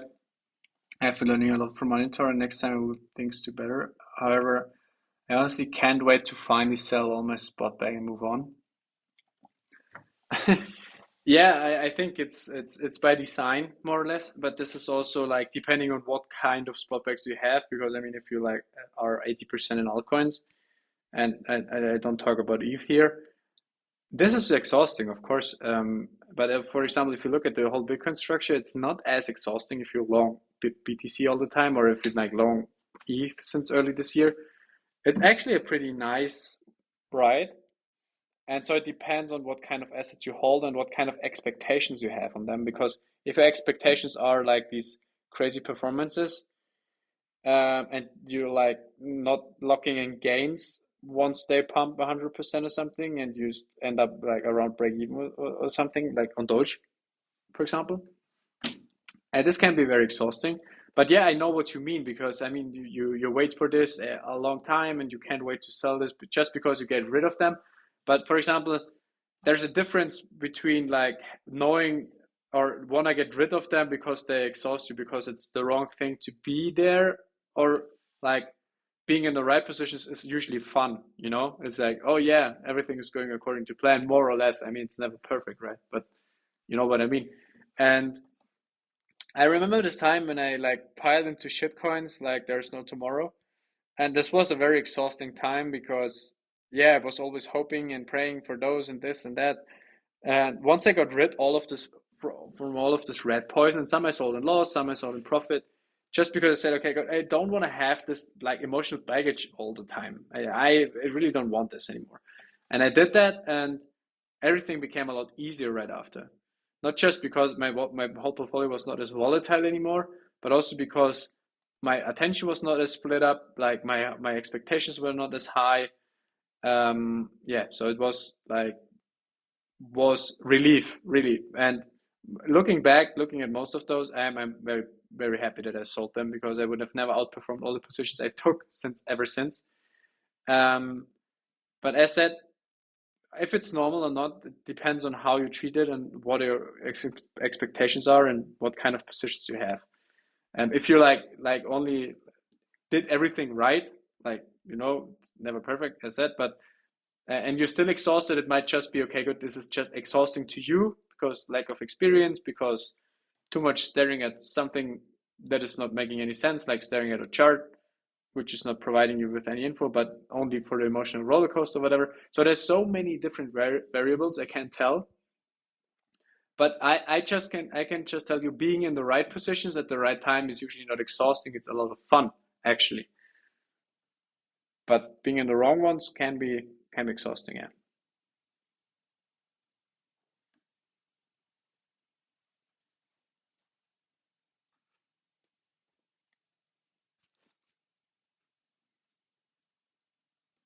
My expectations were the crazy performance. I did not lock in gains, but as of now, I'm a good profit. Unrealized gains. I'm not really into shitcoins, holding 50% BTC and 50% top 20 altcoins. Yeah, then I would say your allocation is totally fine. And it's still, I mean, I understand, I get it. So it's like, when is it finally over? When can you finally like having the certainty of the relief of yeah, now now I have certainty. Now it's not just what is going to happen next, and this type of uncertainty can be exhausting, but it's part of the job, right? But I think if you're like only into majors, and if you, the thing is, you're also probably a little exhausted because it's so big unrealized gains. And I mean, making decisions is not the easiest thing to do. And it's always, you're probably always between this decision of like locking in those gains, or waiting a little longer, or locking it in, or waiting a little longer. Um, and I can just tell you, locking in gains is usually never a mistake, because you never know how long they will be there. They could be gone within a minute, a second, whatever. Um, or maybe not a second. Let's say a day, if it's a higher time frame position. So it's never bad to lock in gains, and I never regret. So for looking back, I've never regret taking profit somewhere. To be honest, it's always like, oh, don't sell too early, don't sell too early. But in the end, I've never, I don't regret one single profit taking, not one, because sometimes I took profit a little early. Yeah, it went up another 15% or something. And then you think, oh damn, what did I do? What did I do? But then if you don't chase, and then you see how the market unfolds, and usually it always unfolded like in a at least 30, 40, 50% crash or something, or let's say 20, 30, 40, most of the time. Then it's like, yeah, I did the right thing. I've locked in my gains. Now I have my money. I can allocate back if I want to, if after the correction happens. And if not, that's fine. I made my money. And oh yeah, it went 50% higher. I could have done better. It could have been more perfect. But I could have also ended up round tripping the whole thing. And so I said, I've never regret taking profits on a single position, not one. But of course, especially if you want to become a swing trader, if you don't want to like trade all the time and in and out, in and out, in and out, you need to learn to hold on to those positions.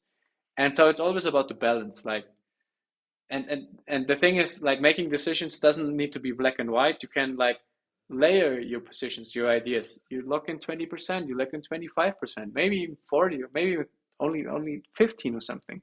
It's always like staying fluid, staying flexible, locking in gains on the way up, reallocating on the way down, not like 100% in, 100% out. This is like usually not the right way to go, because this will lead to thinking you did the wrong thing. But if you, for example, only lock in 20% and it's going higher, it's like, yeah, still 80% of this bag left. But if it goes lower, you can then still react again. It's not like, oh, you're still trapped in the position. Why didn't I take profits? Um, no, you locked in those 20%, and even if it's just 20%, but then you have money again. You can make a new decision, um, and even increase the size of your bag if your idea is still valid. If it's not invalidated in higher time frame, you can use those profits to increase your position even, and you will be a lot more flexible than if just holding the same position all the time. But yeah, this is a good way. Like, layer your positions, layer your whole ideas, is a good way to make it less exhausting.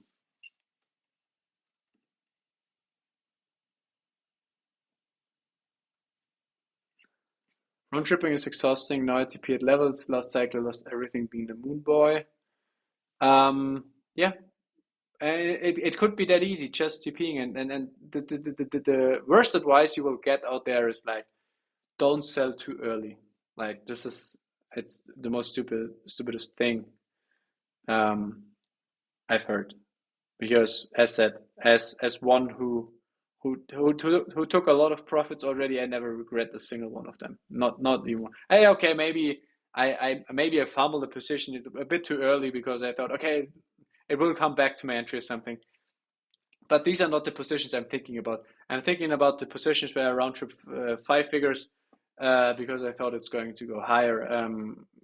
Those are the positions you're going to think about, not the ones who like could have been a bit better, or the ones you missed out.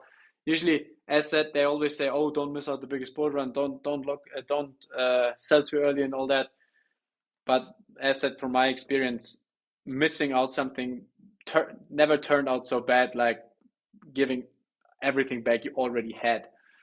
Um, and so yeah, I think this is my approach to this whole thing. And ever since I just steadily lock in gains, I'm just constantly profitable. And you know what? As a trader, or as a person who lives off trading, I need to do that. I have a family. I have obligations. I mean, okay, life is a bit cheaper here than back home, but still, I can't just fumble my life savings because this is my daily need, my daily energy. Since I then don't have like a job and this constant cash flow. I mean, it changed with the group now, but in the beginning I don't have this cash flow, so I needed to look in those games. I was forced to. Okay, my positions went up. Now I have the choice. So do I want to have this money safe, or do I gamble like for maybe another 50% or 100%? But I can't know, so I just took my money and I left. And this taught me to to TP and to don't regret it. Um, yeah, and I said, hey Tinox, where are you from, by the way? Fuck my time zone. Are you from Asia or somewhere, or Australia? And yes, I'm recording. I'm recording. My Mac's already on fire from all the recording.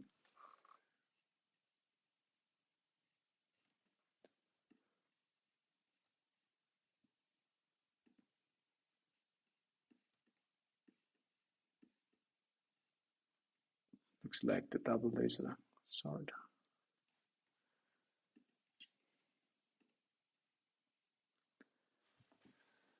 Yeah. Yeah, Paul is talking, but I don't really want to listen to him. He's always giving me depression. You're from Germany. Oh, nice. Wife for sleeping kids. Yeah, yeah. Too bad if you have so many obligations. But I just thought about like how can we move the time of the stream for everybody to make it fit for everybody. But I mean, it's today we are only like 4 people, um, and the thing is, when would be better for everybody? This is what I'm thinking about all the time. Because of course, obviously, I want to have people live here because I mean, asking live questions and stuff is usually a lot more effective than just watching a recording. But I can't. I think we can't make it suit everybody. Last week, there were a lot more people. It's 12 a.m.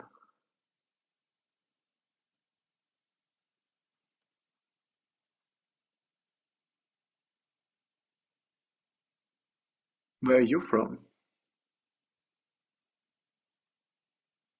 12 a.m. Ah, all right. Yeah, you're in front. Okay, I see. I see. I thought so because you said gold is like the majority's asset, and I heard that in India everybody likes to own gold. Yeah, it's hard to find the best time zone. That's true. That's true. Um, but anyway, yeah. I mean, if you have questions for the next one or something, or also from this one, you never shy away from asking in the group or leaving those questions in the wish list or something. Um, but yeah, for example, if the next time we are still like only 4 people, I maybe make a little poll and ask when it's better for people. But I think other than that, we just need to try. I need to figure. And then obviously next month we probably have a new group, and then it's different again. So we will see. So I think I'm gonna wrap it up for today. I'm definitely not gonna listen to Paul today. I did that way too often in the past already. It's very depressing.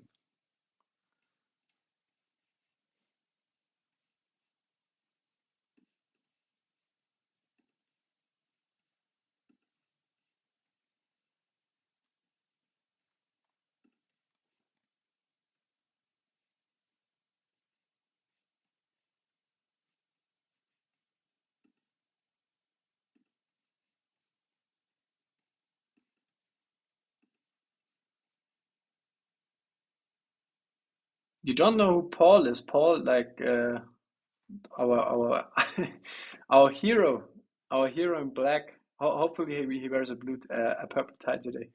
No, he's like the boss of the Fed, and he's always talking about the interest rate decision, about the labor market deterioration, and all that very very depressing stuff. And I used to think like there is something hidden between his lines, and I tried to listen and I tried to make something from it, but it's just the same crap over and over and over.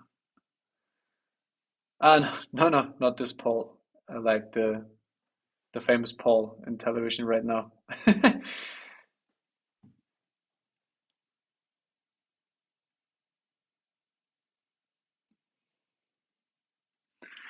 All right, guys, it was very nice talking to you. I'm gonna upload the recording tomorrow, and we're going to talk next week. Until then, have a great time. Bye bye.